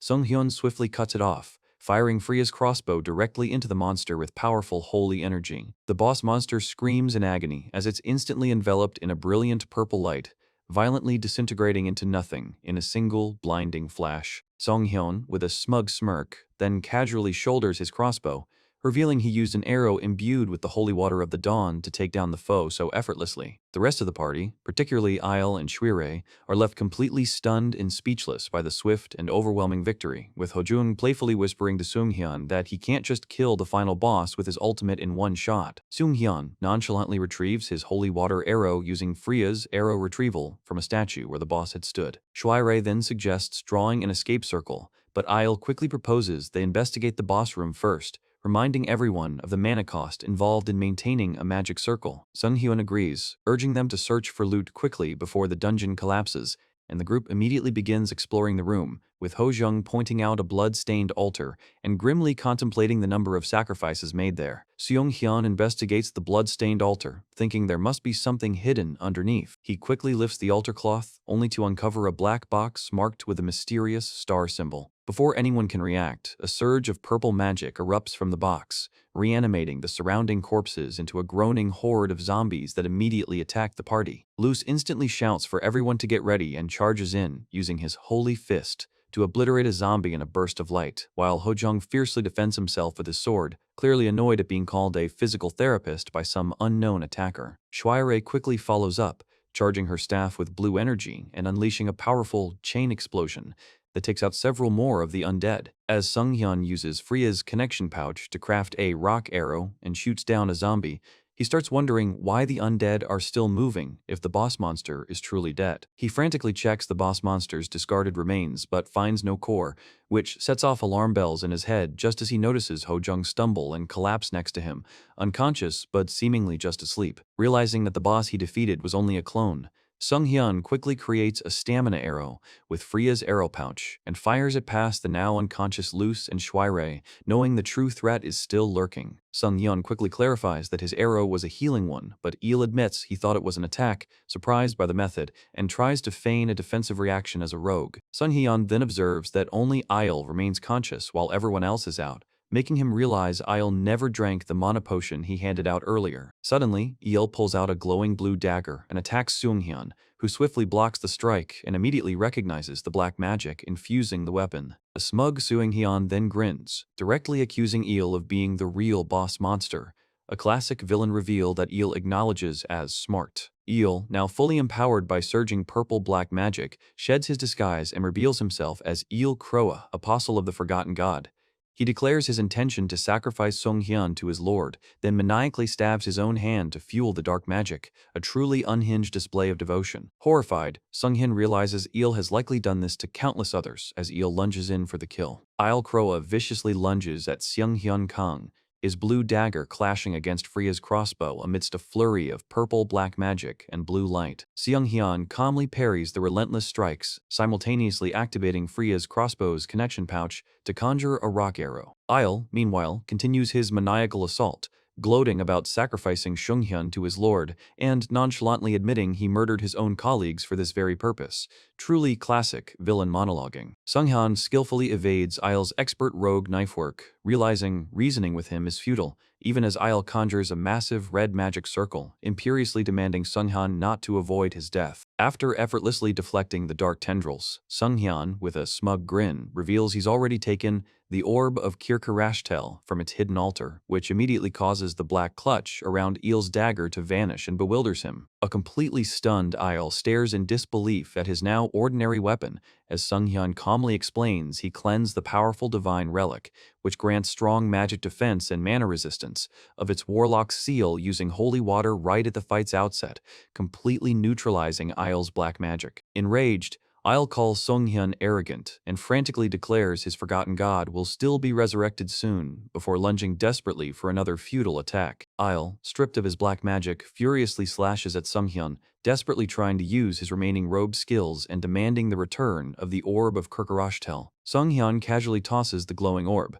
challenging Il to catch it if it's so important, which of course Il immediately chases after, yelling its name. Knowing Il's fanaticism, Sung-hyun smirks, quickly conjures a rock arrow using Freya's crossbow's connection pouch and fires it directly into Il's back, sending him crashing down. A badly injured Il, refusing to give up, shouts, "Dark thorns!" and encases both himself and Sung-hyun in a defensive cage of dark, thorny branches, seemingly to recover his stamina. However, Sung-hyun, always one step ahead, uses his dagger to sever one of Il's own dark thorns and immediately uses Freya's crossbow to create a dark thorn arrow. With a chilling, "Eat this," Sung-hyun fires the custom arrow, which explodes on impact, violently blasting Il across the room in a final, devastating blow. Sung-hyun then stands over the defeated Il, who weakly whimpers about his orb, but Il manages to claim his lord Kirkarashtel perceives the indescribable entity watching Sung-hyun, implying they are similar. Unfazed, Sung-hyun dismisses Il's fanaticism, remarking that he doesn't believe in God, even as Il, with a final chilling grin, whispers that Sung-hyun will continue to crave the entity's influence. Sung-hyun stands over the defeated Il, declaring he's no zealot, and internally resolves to cooperate with the entity watching him without worshipping it. He then walks away, thinking it's about time the other party members woke up as Il's body gives another slight twitch. Mardbello, Shuirei, and Ho-jung slowly regain consciousness, disoriented and complaining of headaches, with Luce Taker waking up to dramatically shout Il's name upon seeing his body. Sung-hyun, ever the opportunist, proudly informs the shocked party that Il was the real boss monster and takes full credit for saving their lives, smirking at their disbelief. Ho-jung, sensing the residual black magic, confirms Il's true nature, prompting him to ask Sung-hyun how he figured it out. Sung-hyun sagely advises them to avoid people who act overly friendly or treat them kindly for no reason, only for Ho-jung to immediately call him out, pointing out that Sung-hyun perfectly fits his own description. Ignoring Ho-jung's jab, Seung-hyun instructs Shuere to quickly set up a large magic circle to get them out of the dungeon, which Shuere eagerly agrees to, mentally noting Seung-hyun's advanced priest, holy power, and deciding to curry favor. Sung-hyun then glances over at the now conscious Tina Poutine and calls out to her as priestess, making her flinch and acknowledge him as she looks around at the other fallen adventurers. Tina, looking at the fallen adventurers, expresses concern about just leaving the bodies behind, questioning if they truly were all just monsters. Ho-jung then explains that normally summoned dungeon monsters look identical, but these corpses have distinct features, suggesting they were likely adventurers sacrificed by Eel, making Tina realize as a priestess of the Church of Eber that she can't ignore them. Sung-hyun, sensing her internal struggle, offers help, and Tina asks them to pray for the dead. Both Tina and Ho-jung clasp their hands in prayer, and surprisingly, Sung-hyun also bows his head, silently wishing them peace, which instantly grants him a new, calming prayer skill that Ho-jung jokingly points out. Sung-hyun then muses aloud about needing a magic shroud to cover all the bodies, prompting Tina to volunteer, and she successfully casts a large, ethereal shroud over them, which Shuire admires while completing the escape circle. Just as Shuire declares the circle ready, Sung-hyun abruptly turns and shouts for her to dodge, but it's too late. Isle, apparently not truly defeated, appears behind a shocked Shuire and stabs her with dark energy, causing her to cough blood and collapse as Marbello and Ho-jung gasp in horror, realizing Il is still a threat. Eel's eyes glow with renewed, dark power, revealing a skeletal, hooded figure identified as the forgotten god, Kirkarashtel, who granted him this strength. Sung-hyun, realizing the immediate danger, quickly orders Ho-jung and Tina to evacuate Shuire and the other bodies, then shoves Freya's crossbow into a stunned Tina's hands. Eel, screaming a furious "D-I-I-I-I," lunges at Sung-hyun with his dark dagger, but Sung-hyun manages to block the attack with the crossbow as Tina looks on in horror, exclaiming, "Priestess Sahida," in despair. Sensing Tina's hesitation, Seung-hyun urges her to use her priestess abilities to turn undead on Eel, prompting her to channel a powerful burst of holy light that momentarily pushes Eel back. Sung-hyun then shoves Eel away, praising Tina and encouraging her to maintain the attack, as she unleashes a second, even larger wave of holy energy. As Eel stumbles, engulfed by the holy light, he desperately calls out to Lord Kirkarashtel, shattering something within his own hand to make a final sacrifice and gain more power. Soo-hyun immediately recognizes that Eel just shattered the boss monster's core and shouts that they need to get out of the collapsing dungeon right now. A maniacal Isle, standing amidst the rumbling ruins, raises his hands and continues to pledge his actions to Lord Kirkarashtel. The dungeon continues its violent collapse with loud crashes and thuds as Lacrimati desperately calls out, asking about Shuire amidst the chaos. Shuire, looking utterly panicked, reveals she can't cast any spells, and Sung-hyun realizes Isle's sacrifice comment referred to them, meaning Shuire lost control of her mana from the shock. The party is trapped with no teleport scrolls, and a despairing Shuire cries out that they are finished as the ruins crumble faster around them. Sung-hyun, however, calmly asks if the escape circle is complete, and Shuire confirms it is, but she laments they have no fuel to activate it. A subtle smile crosses Sung-hyun's face as he turns to a startled Tina, internally noting that she possesses significant magical knowledge and control, far beyond just being a swordswoman, having instantly recognized a sealing magic circle earlier. Despite her initial hesitation and flinching from the falling debris, Sung-hyun grabs her arm, urgently reiterating that they have no time left and asking her one last time if she can help. Tina, stealing her resolve, agrees to assist even as she might make a mistake, prompting Sung-hyun to reveal that Shuire's escape circle is a trinity magic circle requiring at least 2 people to activate. The dungeon continues its violent collapse around them, and Shuire panics, realizing she can't use her clone spell or any magic now that her mana control is gone. Thinking fast, Sung-hyun quickly initiates his absorb skill before using spray to apply a large mana potion directly to himself, fueling his own magic in a burst of blue energy. Tina, looking stressed but determined, channels a significant amount of mana into the glowing Trinity magic circle, her hands shaking from the effort. With a bright flash of light and a pained cry, Sung-hyun helps complete the ritual, successfully activating the escape circle as the ruins fully collapse. The trio then materializes inside a different, ornate room, prompting a chibi Shuire to joyfully declare their success before Sung-hyun asks where they've landed. Shuire, now back to normal size, happily reveals they are in Western Azul, specifically at the Crimson Magic Tower, which Ho-jung immediately recognizes as Kamar, a wealthy and safe city known for its magical resources. Their arrival activates a return coordinate, And soon, several robed mages, including an angry manager named Tanthal Lureth, rush in to scold Shuire for her adventuring antics. Tanthal Lureth, identified as the manager of the Crimson Magic Tower's a sector, scolds Shuire for abandoning her studies to become an adventurer, but Chung-hyun smoothly takes credit for the party's great deed in escaping, earning a subtle nod of approval from Lureth. Tanthal Lureth and his fellow mages quickly assure Shuire they will take care of the unconscious Luce,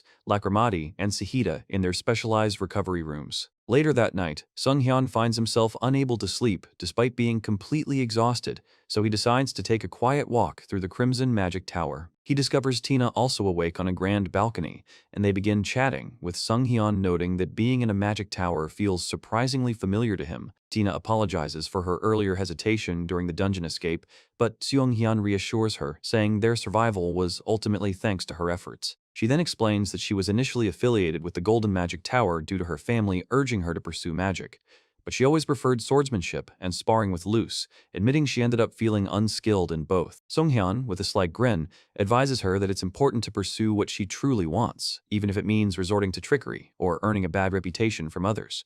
A very Sung-hyun philosophy. The next morning, Sung-hyun and Ho-jung stand outside the Crimson Magic Tower, watching as the rest of the adventurers, including presumably Luce's raid party members, depart. As other adventurers depart, including Luce's party members whose divergent goals, Lacrimati wanting to train more while Sahita simply wants to finish up, pretty much guarantee their party's eventual disbandment, Sung-hyun turns to Tina. He asks Tina about her plans and offers for her to come with him and Ho-jung if she has nothing else arranged, prompting Tina to excitedly declare her dream of becoming a magic swordsman. Sung-hyun, with a knowing smile, remarks that he anticipated her ambition and hands her an envelope detailing the location of a powerful, if somewhat eccentric, magic swordsman friend who can guide her. A visibly touched Tina thanks him profusely, clutching the envelope, and waves goodbye as she departs to follow her new path. Just as Sung-hyun and Ho-jung prepare to leave the Crimson Magic Tower themselves, Shuire dashes up to them, panting, urging them to wait. Shuire then leads them to Tanthal Lureth's office, where Tanthal introduces them to Siseong, a professor from the Obsidian Magic Tower, also known as the Warlock's Tower. Saisong, whose tower mainly studies black magic, eagerly asks if Sung-hyun possesses any of Eel's belongings for his research, praising Eel as an incredible warlock. Sung-hyun states he has the Orb of Kirkarashtel but plans to keep it, then suddenly remembers another significant item, a dagger he used during his confrontation with Eel. Sung-hyun, remembering Eel's dagger, presents it to Sisung, who immediately becomes ecstatic about the immense black magic it contains, eager to research its true power. Saisung, clearly desperate to acquire the dagger, quickly offers Sung-hyun anything he wants in exchange, but Sung-hyun's attention is drawn to a small, yellow, blob-like object on the table. Picking up the peculiar item, Sung-hyun winds its key, causing the lively music box to flash and animate with a joyful "Y-A-Y" before Sung quickly snatches it back, explaining what the peculiar item is. However, Sung-hyun realizes the lively music box unexpectedly replenished his stamina, so he confidently declares he will take it, much to Saisung's visible dismay and Tanthal Lureth's silent surprise.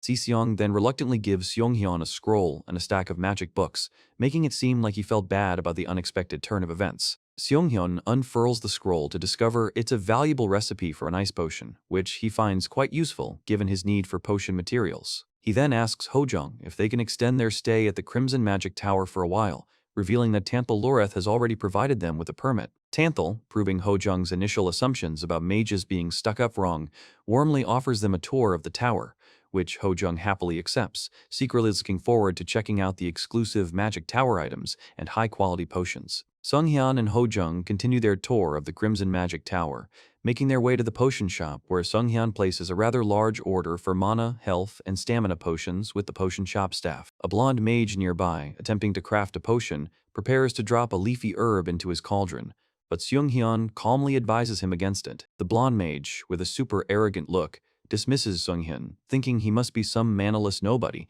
and deliberately drops the herb in anyway, because classic mage arrogance, right? Sung-hyun quickly pulls Ho-jung out of the shop, remarking that this kind of attitude is exactly why he disliked mages. Just then, an enormous explosion rocks the potion shop, sending debris flying, and Sung-hyun instinctively dashes, yanking a startled Ho-jung further out of harm's way. Inside, noxious smoke billows from the cauldron, overwhelming other mages who collapse coughing, while the blonde mage and a nearby female mage desperately try to cast a mana shield. However, the protective shield visibly melts away under the potent fumes, leaving the blonde mage gasping in pain as the female mage shouts for everyone to escape. As the potion shop fills with noxious smoke, a female mage screams for everyone to escape, but Sunghyun calmly blocks the exit, asking where they think they're going. He strolls through the smoky chaos, reminding them that he warned against adding the incense herb, while the blonde mage and others stare in disbelief and alarm. Sunghyun explains that while the smoke itself isn't harmful, inhaling it will melt away all of their internal mana, causing the mages to gasp in horror as the blonde mage clutches his chest in pain. He then splashes a liquid at the struggling blonde mage, who cries out, realizing he can't even cast spells anymore. When the blonde mage tries to make a desperate dash for the door, Sunghyun fires two powerful blue beams from his Freya's crossbow, crashing down to block their escape. He asserts his control, reminding them they've forgotten where they are, and asks if they can handle the consequences of opening the doors, gesturing around the magical research facilities of the Magic Tower. The blonde mage and his companion realize with dread that if the mana-melting smoke escapes, it will wreck all the delicate, mana-dependent facilities throughout the entire Magic Tower, making them feel completely doomed. Sunghyun, ever the opportunist, then casually mentions that there is still a way to deal with the incense herb smoke if they're willing to listen. Sunghyun, with a confident smirk, reassures the terrified mages that he knows exactly how to make the antidote for the mana-melting smoke, emphasizing his identity as a healer. The blonde mage and the other mages quickly realize Sunghyun is prioritizing clearing the smoke from the entire facility over their immediate personal discomfort, prompting the blonde mage to flinch and gulp in fear. Seeing their desperation, the blonde mage and the female mage drop to their knees, begging Sunghyun to save them and offering to do anything, even inhale all the smoke if it helps. Sunghyun, enjoying his newfound leverage, smirks and tells Hojung, who is now coughing and visibly suffering despite his low mana, that simply inhaling it would be too slow anyway. He then takes charge, barking orders at the mages to immediately gather specific ingredients like silica powder and dried sandvine root, so he can start brewing the counteractive potion in a cauldron. As Hojung's condition visibly worsens, Sunhyun quickly pours a purple liquid into the mixture, determined not to let his comrade become useless. Utilizing his absorb and spray skills, Seunghyun then creates a massive, swirling purple vortex that fills the potion shop, showering the mages with strange, glowing drops. Sunghyun, showing off his newly concocted solution, drops a bit of what he calls a solvent potion onto his hand, demonstrating how it instantly turns the mana-melting smoke into small, squishy gel balls. He then grins and tells the still terrified mages to get to work cleaning up these new, weird creations, which the blonde mage begrudgingly picks up, complaining about the texture. Tina, now recovered, quickly snaps at the mages to clean faster or risk angering Sunghyun, prompting everyone to start rattling the gel balls into buckets. With the potion shop finally cleared of smoke and the mages presumably treated, Hojung looks over at Sunghyun, still feeling the lingering effects and wondering aloud about the incense herb Sunghyun mentioned, as he was sure he used an aroma herb. Sunghyun patiently explains that an incense herb is simply an aroma herb mutated by excessive mana, which causes it to melt mana, making Tina question why the Crimson Magic Tower would even grow such a dangerous ingredient. Classic Magic Academy planning, right? He gets serious, realizing the cultivation room uses a mana power system, and immediately dashes off with Hojung in tow to find Tanthal Lurith for more details.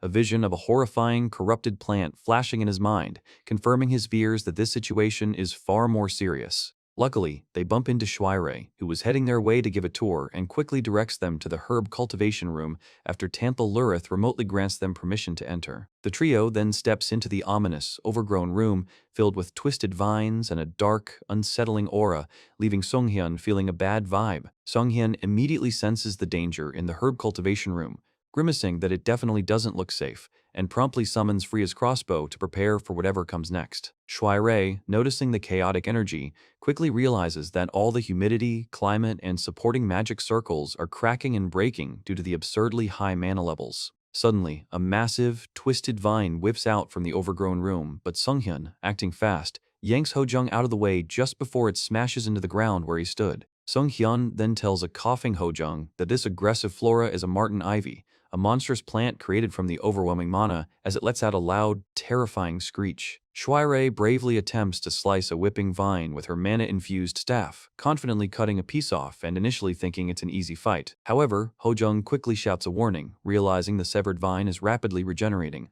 which then strikes Shuirei and sends her reeling in pain. Observing this peculiar regeneration, Songhyun quickly loads a rock arrow into Freya's crossbow from his connection pouch and fires it, directly hitting the Marten Ivy. He then explains to Hojung and Shuirei that the monster's regeneration speed is inconsistent, noting it healed much faster from Shuirei's mana-infused attack, concluding that the excessive mana in the room actually fuels these mutated herbs. Sun Hyun observes the menacing Marten Ivy, deducing that it likely possesses the ability to absorb mana, which explains its rapid regeneration. Shuirei tries to take it down with a Firebird spell, but despite the big explosion, the plant monster just whips a vine around, forcing Hojung to dodge. Hojung, looking completely worn out, tells Shuirei that burning it is no use and they should retreat because the cultivation room is overflowing with mana and they can't possibly kill it at this rate. Sunghyun, however, coolly asks why they would retreat, confidently holding out some small pellets as his Freya's connection pouch creates an incense herb gel arrow, which he promptly fires into the Marten Ivy. The plant lets out a pained screech as the arrow causes a visible crack to spread through its core.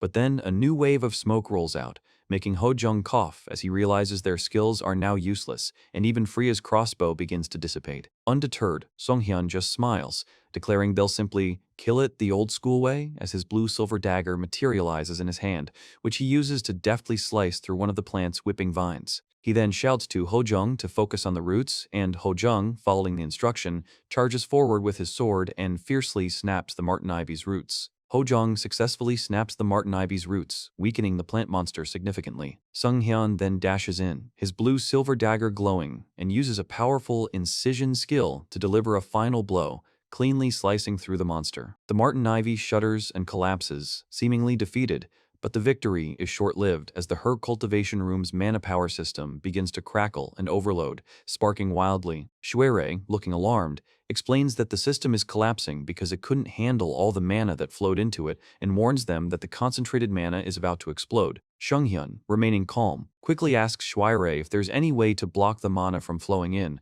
but she explains that a regular mage can't even see the mana circuit and any more pressure will cause it to detonate instantly. Realizing the gravity of the situation and the destructive potential of such a powerful magic explosion, Sunghyun quickly activates his observational eye skill, his eyes glowing blue as he fully perceives the intricate mana circuits. Shuirei and Hojung watch in horror as the mana power system crackles wildly, on the verge of exploding, with Shuirei asking Sunghyun what he's even doing. Sunghyun steps closer, observing the unstable energy and realizing this mana bomb is too powerful for a regular attack. He then pulls out the Orb of Kurkarashtel from his inventory, understanding that its high mana resistance makes it the perfect tool to counter the overload. As crackling mana arcs violently around him, Sunghyun clenches the glowing orb, focusing his intent on a critical circuit joint to stop the imminent explosion. With one quick, powerful motion, he uses his Fro Wo Tai skill, launching the orb directly into the heart of the surging mana power system. The orb strikes with a loud crack, disrupting the mana flow and immediately stabilizing the dangerous situation, because, of course it does, this guy always has a solution. The orb then falls harmlessly to the ground as the system stops its chaotic discharge, leaving Shuirei and Hojung utterly bewildered. Sunghyun turns back to his amazed companions, a subtle, confident smile spreading across his face, as Shuirei enthusiastically hugs Sunghyun, calling him Dr. Kyung, "You're the best." Hojung, still wide-eyed, wonders aloud who Sunghyun truly is, who just smugly agrees, acknowledging his own skill and silently crediting Observational Eye for his foresight in researching the orb's abilities. Soon after, standing back in the herb cultivation room, Hojung expresses concern about the mana power system's instability, with Shuirei emphasizing that the Crimson Magic Tower, and by extension the city's protection, is at risk if they don't fix the mana center. They attempt to gain access to the mana center but are told by a holographic projection that investigating the core facility is outside their authority, so they decide to seek out Sir Hybe, the true person in charge. Once in his grand office, Sir Hybe pointedly asks Sunghyun about his business, listening as Sunghyun explains the situation. However, Sunghyun then casually remarks that he actually wasn't planning on investigating the mana center. fully confident others can handle it, which of course absolutely infuriates Sirhibe. Sirhibe slams his hand down, vehemently asserting the Mana Center is built with the Crimson Magic Tower's top technology and can't possibly have issues, while Sunghyun just gives a shrug, asking, "What am I hearing right now?" Ho-jung and Shuai angrily try to interject, attempting to explain the recent chaos in the herb cultivation room and the collapsed magic circles. Before they can finish, Sirhibe sharply cuts them off, yelling Shuai's full name, causing her to flinch back in surprise. Sirhibe furiously declares that he will never allow them into the Mana Center, but Sunghyun just calmly advises him to evacuate everyone immediately and take action. Infuriated, Sirhibe screams for them to get out of his office and dramatically slams the doors shut. Outside, Shuai complains about the rude geezer, while Hojong looks equally annoyed, and Sunghyun dryly remarks that Sirhibe seems oddly touchy about it. Sunghyun then smirks, realizing it doesn't matter because a moment ago, using his observational eye, he had already sensed extreme danger within the Mana Center, confirming his suspicions. Inside his now empty office, Sirhibe nervously wonders how much they have found out, groaning as he realizes they might have noticed the broken mana power system, which he admits he neglected due to his focus on the upcoming master delegation ceremony. He resolves to keep the issue hidden until he secures his position as master, hoping to deal with it quietly afterward, when suddenly, blue energy crackles intensely behind him, causing the room to flash brightly. Sirhibe looks up in alarm as his grand office rapidly crumbles around him, leaving him dazed and sparking on the floor amidst the wreckage. Sirhibe thrashes on the ground in intense pain, unable to move as crackling blue energy envelops him and mana starts flowing backward through his body. He desperately calls out for help, looking towards the now open doorway of his collapsing office. Sunghyun Kang then steps into the ruined room, calmly reminding Sirhibe that he had warned him about the impending danger. Sirhibe, horrified and pleading, begs Sunghyun to save him, but Sunghyun just smirks, questioning why he didn't listen earlier. Sunghyun coolly explains that the mana power system is actively spewing bursts of mana throughout the tower and pretends to consider leaving, remarking that he doesn't like wasting his time. A desperate Sirhibe quickly stops him, offering the key to the Mana Center as leverage for his own rescue. He then brazenly smirks and tells Sunghyun that the key is the only way to save the others by stopping the overload, essentially holding the tower's inhabitants hostage. Seung-yeon, now realizing the full extent of Sirhibe's corruption, internally laments that someone like him is even considered for the master position, a classic villain move, showing his clear disappointment in the Crimson Magic Tower's current state. Sunghyun then smirks, revealing that the Mana Center's seals were already busted open thanks to the explosion, completely shocking Sirhibe, who drops the key in despair. As Sunghyun calmly bids him farewell and turns to leave, Sirhibe, now completely engulfed in crackling mana, desperately offers something even better to make him stay. Seung-yeon coolly agrees to return later after I save everyone else, leaving Sirhibe screaming in anguish as an intense mana explosion engulfs him, a perfectly fitting end for such a corrupt official. Sunghyun quickly dashes out of the ruined office, surveying the damage as he plans to check the tower's overall situation. He spots two small crying children nearby and wonders why they haven't been evacuated. Then they point to another collapsed section, explaining their friend is trapped inside. Sunghyun activates his status window, noticing his calming prayer skill has automatically changed to calming voice, adapting to his lack of holy power. He immediately uses calming voice to soothe the terrified children, prompting them to calm down enough to explain that their friend, Rijay, used a magic shield but a falling bookshelf blocked their escape. Realizing the urgency, Sunghyun quickly moves towards the debris, hoping he isn't too late to save the trapped child. Sunghyun quickly moves through the debris to find Rijay, a small child mage, lying injured amidst sparking mana and rubble. He asks if she's okay and if she's Rijay, while she weakly identifies him as an adventurer, making him internally comment on her surprising maturity. His status window immediately pops up, revealing Rijay is suffering from bleeding, a leg fracture, and a severe mana bottleneck. As Sunghyun tries to clear a path through the debris, Rijay warns him not to touch her, explaining his own mana will get backed up if he does, which is a pretty impressive bit of self-awareness for a kid. Despite her warning, he gently places a hand on her head, stopping her bleeding while admitting he can't remove the pain, then cheekily calls himself a quack healer. Sunghyun then scoops her up and dashes through the crumbling tower, with Rijay pointing out the explosions are getting worse, but he just tells her to keep her head down as they head for the 9th floor. Realizing the main stairs are completely gone on the 12th floor, Sung-hyun turns to a massive hole in the wall, asking Ri-jae for confirmation that this is their only escape route before he starts binding her to himself with bandages. Sung-hyun holds Ri-jae tightly, assuring her of their safety, and then dramatically jumps out through the gaping hole, starting their rapid descent from the collapsing 12th floor of the Crimson Magic Tower. As they fall, he struggles with the wind and the sheer drop, internally noting Ri-jae's surprising resilience for a child before performing a mid-air flip to shield her. He quickly summons Freya's crossbow and then uses Freya's connection pouch to craft a specialized, messy hook bandage arrow. Sung-hyun fires the arrow, which embeds itself into the tower's structure, causing them to swing wildly before hanging precariously by the crossbow and its makeshift bandage rope. Talk about improvising on the fly. He even manages a smirk to himself as they descend the outside of the tower, reflecting on the unexpected methods he's had to employ to save a child. Once safely on the ground, other child mages and a man identified as a professor rush over, relieved to see Ri-jae, who the professor endearingly calls our professor.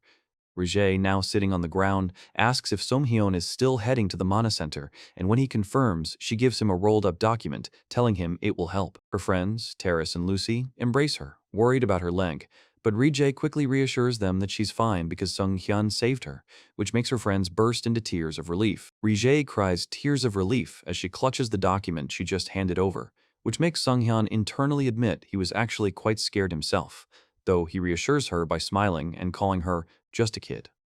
He then turns, resolving to head back to the Mana Center, only to find himself in a ruined section of the Crimson Magic Tower. Observing various discarded items and glowing mana circuits that seem to ensnare Shuai-rei and Ho-jung, while Professor Tanthal lies injured, warning him to stay away. The scene abruptly shifts to later that night, with Sung-hyun and Ho-jung on a street, as Ho-jung returns a special carpets to him, and they discuss needing a place to stay since returning to the Magic Tower isn't an option. Suddenly, Cyril Cadillac calls out to them, and his sister Shield bursts from a nearby house, playfully scolding him about being on sick leave as she expresses surprise at their presence. The Cadillac family matriarch then explains that Sung-hyun saved Cyril's life, warmly inviting Sung-hyun and Ho-jung to stay until the gate reopens, an offer Sung-hyun accepts, subtly noticing the family's deep, hidden roots within the Kamar Guard. Shiel, now recognizing Sung-hyun as the healer everyone's been talking about, enthusiastically insists he stay for months if he likes, even jokingly offering her room and telling Cyril to sleep in the living room. Classic younger sibling move, honestly. Ho-jung laughs, confirming the sibling dynamic between Shiel and Cyril, before Sung-hyun eventually wakes up drowsily later that night, sensing something is off outside. He quickly determines the unsettling feeling is concentrated in one area and remembers the Tyler house actually has a watchtower, so he decides to go up and investigate. As he steps towards the tower, a blue-bearded man in full armor, who turns out to be Hekaro Cadillac, suddenly swings a glowing sword right to Sung-hyun's neck, demanding to know who he is. A classic misunderstanding trope, really. Sung-hyun calmly prepares to summon Freya's crossbow, but Cyril bursts into the room, shouting that the man is his uncle, and that the person he's threatening is none other than Sung-hyun Kang, the healer who saved him. Hekaro immediately drops his guard and apologizes profusely, leading Sung-hyun and Shiel to the top of the Cadillac family watchtower. From there, Hekaro explains that while others say it's meaningless due to the Magic Tower's barrier, he simply wants to protect his home with his own strength, a sentiment Sung-hyun acknowledges. Sung-hyun's eyes then glow from the vantage point as he looks out over Kamar, clearly seeing the source of the strange disturbance now concentrated over the city. Sung-hyun immediately acknowledges Hekaro's dedication to protecting Kamar before summoning Freya's crossbow and charging a harpoon arrow W as he identifies the strange mist. Cyril and Hekaro quickly realize the mist is a smokescreen, revealing numerous large, fish-like monsters with glowing red eyes that are clearly planning to ambush Kamar. The monstrous creatures shriek and charge into the city, overwhelming the Cadillac guards and causing widespread panic as a guard calls for everyone to arm themselves. Hekaro, swinging his glowing sword, and Cyril, swiftly stabbing with his blade, bravely jump into the fray to defend their home against the encroaching tide of monsters. As Ho-jung observes the family's quick response, Shiel rushes up, handing him Kamar's golden glory, a golden shovel-like weapon, and giving Sung-hyun Kamar's silver glory, emphasizing they can't just stand by. Ho-jung, initially skeptical, quickly finds his golden glory weapon rocks as he efficiently slashes through multiple monsters, noting its impressive 250% physical damage bonus. Sung-hyun realizes these aren't just normal fish-like creatures, they're able to fight on land, making him suspect they've been enchanted with a land-breathing spell. Just then, 3 cloaked sorcerers with glowing red eyes and tridents, are revealed as the true instigators, and Seung-hyun activates the moonlight effect on his silver glory weapon, ready to counter. Seung-hyun leaps into the fray, unleashing his silver glory with the bonus moonlight effect, which allows it to resummon just 10 seconds after being thrown, while he deduces that taking out the cloaked sorcerers will make the monsters disappear. However, one enraged sorcerer retaliates by summoning a massive Fitz-to-giant crab with a protective peerless crimson carapace, causing it to smash its powerful claws into the ground near the Cattler family. Hojung, temporarily distracted by thoughts of the crab's delicious meat, quickly joins Cyril in fighting the creature, but finds its shell incredibly hard even with his golden glory. Using observational eye, Hojung confirms the crab possesses a sturdy body protection skill, prompting Seung-hyun to realize they need to target its weak points. Shield bravely rushes forward, attempting to stop the giant crab from entering Kamar, but it easily swats her aside, leaving her stunned on the ground. Seeing Shield injured, Seung-hyun unleashes a series of rapid slashes with his silver glory, managing to chip away at the crab's tough exterior and then, with Hojung, deduces its Achilles heel. With renewed determination, Hekaro rallies the exhausted Kettler guards, including Cyril and Shield, instructing them all to focus their attacks on the Fitz-to-giant crab's vulnerable legs. The Kettler family and Seung-hyun finally take down the Fitz-to-giant crab with a combined flurry of attacks, celebrating their hard-won victory. Hikaru profusely thanks Seung-hyun and Hojung for protecting Kamar and his family, promising to repay the enormous debt, while Seung-hyun humbly shrugs it off, asking if his companions are okay after being dragged into the fight. Later, Seung-hyun wakes up in a comfortable bed, learning from Cyril that he'd slept for an entire day, 25 hours after the intense battle at the lake. The Kettler family then throws a grand celebration, with everyone toasting to Kamar, and Hekaro urges Seung-hyun and Hojung to enjoy themselves as the MVPs of the battle. During the party, Hojung proudly shows off his Kamar's Glory shovel, explaining it's a rare item given to the city's best soldier annually, which Seung-hyun casually brushes off by saying his family has 11 of those back home.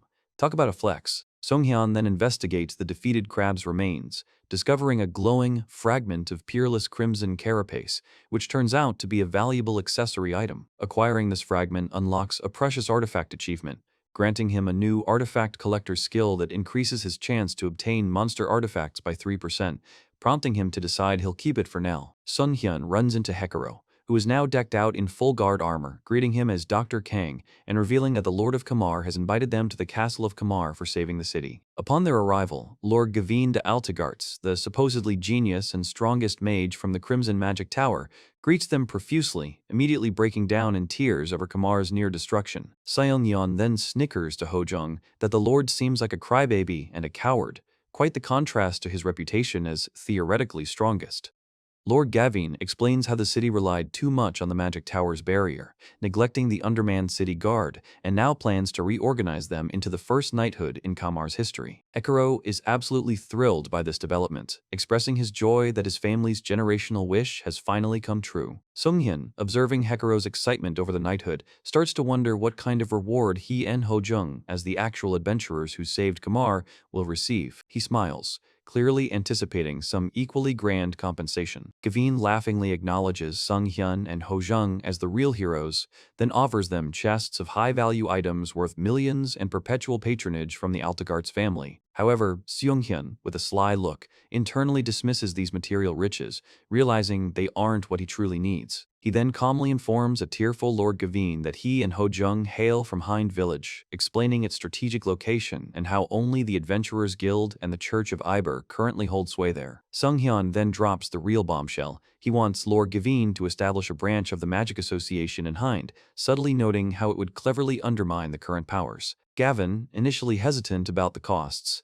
eventually agrees to cooperate, securing a building permit through the Crimson Magic Tower. But just as Hojung excitedly marvels at Seung-hyun getting a whole building as a reward, Seung-hyun casually adds a laundry list of additional demands, including funds, a potion set, a monster-proof boat, a guide for Fitz to Lake, and even a seasickness spell for Hojung. Hojung chimes in, grinning, to clarify that the Magic Association was Seung-hyun's reward, and, as a non-mage, he still needed his own compensation for saving the city.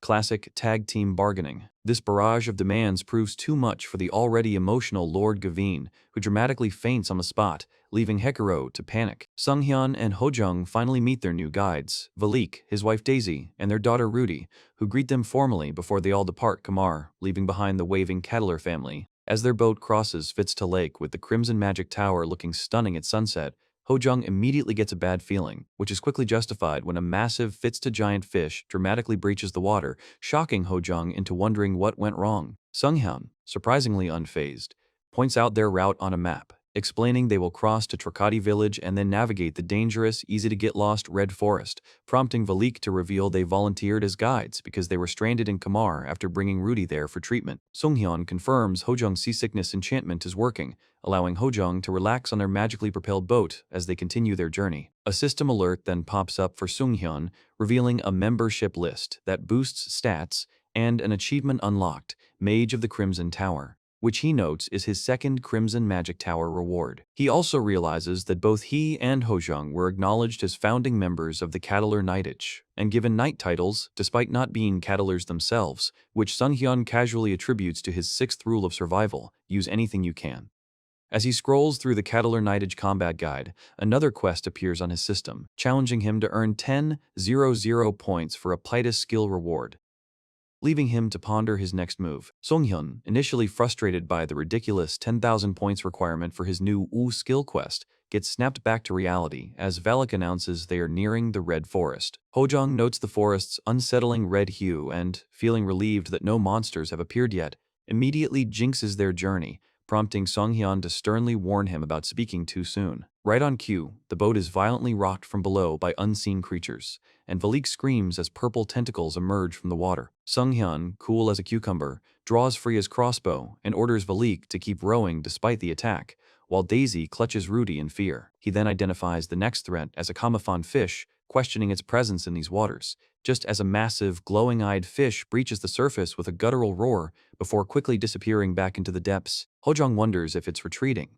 but Sung-hyun realizes the smart fish is merely repositioning to capsize the boat, a suspicion confirmed when Ho-jung slips and plunges into the water directly above its gaping maw. With Ho-jung screaming in terror as the Kamafan fish's huge mouth prepares to swallow him whole, Sung-hyun calmly spins in midair, Freya's crossbow at the ready, acknowledging the creature's cunning. Sung-hyun immediately unleashes a powerful blue energy blast from Freya's crossbow, instantly freezing the massive Kamafan fish mid-breach. The gigantic fish cracks and shatters into icy pieces, leaving Ho-jung, who is now safely out of the water and holding some glowing artifact, to exclaim in surprise at its sudden defeat. Meanwhile, Daisy frantically checks on her shivering daughter Rudy, who is floating on a detached ice chunk, wondering aloud if this is what adventurers face daily. Sung-hyun, noticing the peculiar stiffness of the frozen fish, asks Ho-jung about his earlier unease regarding the Kamafan fish's unusual surfacing behavior. After Ho-jung explains that these fish normally avoid sunlight, Sung-hyun activates his observational eye,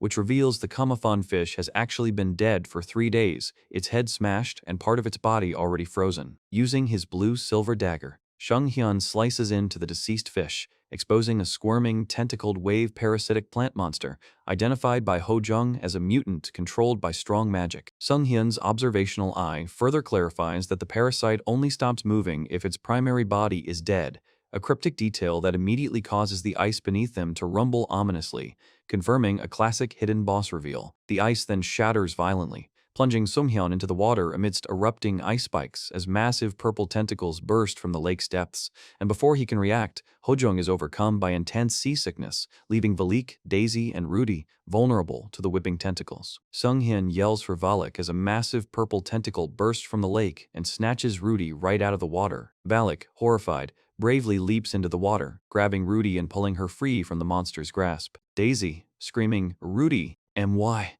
baby," frantically tries to rush into the water, but Valik holds her back from joining the chaos. Seeing her distress, Sung-hyun quickly uses his calming voice skill on Daisy, reassuring her he will save their daughter as she slumps, sobbing but calmed. Meanwhile, Sung-hyun notices Ho-jung now underwater with Rudy, having apparently tried to save her himself, realizing that Ho-jung will likely sacrifice himself protecting the child if he doesn't act. Ho-jung valiantly slashes at the tenacious tentacles, but quickly realizes they regenerate almost instantly, making his efforts futile. As Ho-jung's breath runs out, he refuses to abandon Rudy, holding her close despite his own weakening state. Just as he's about to lose consciousness, a bright green, arrow-like projectile streaks down from above and stabs into the very tentacle currently constricting Ho-jung and Rudy. Sung-hyun dives into the dark lake, now equipped with a glowing, improvised ice shard he sharpened himself. Underwater, Ho-jung, still clutching Rudy and running out of air, yells Dr. Kang's name as Seunghyun begins to fiercely slash at the thick tentacles. Despite Ho-jung's observation that the tentacles regenerate instantly,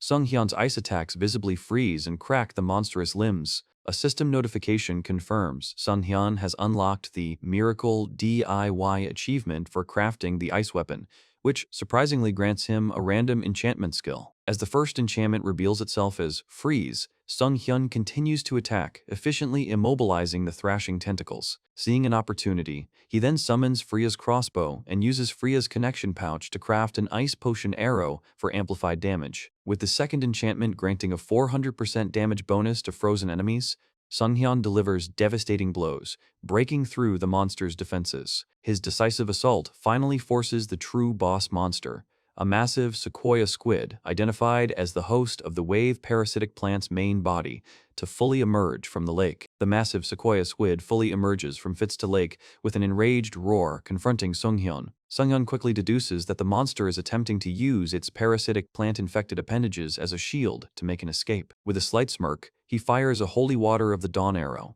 observing as it dissipates and realizing that despite the parasite, the host still reacts instinctively. After noticing a dazed effect, a specific trait of the sequoia squid, Seunghyun delivers a decisive goodbye and plunges his ice weapon into its main body, freezing and shattering it. As the main body of the wave parasitic plant dies, Seunghyun is immediately inundated with a flood of points acquired notifications, utterly bewildered as he thought this system wasn't active for him. He then watches the numerous remaining parasites detach from their now lifeless hosts, also earning him a humorous string of achievement unlocks, including foreign tissue successfully removed and Incarnation of Greed.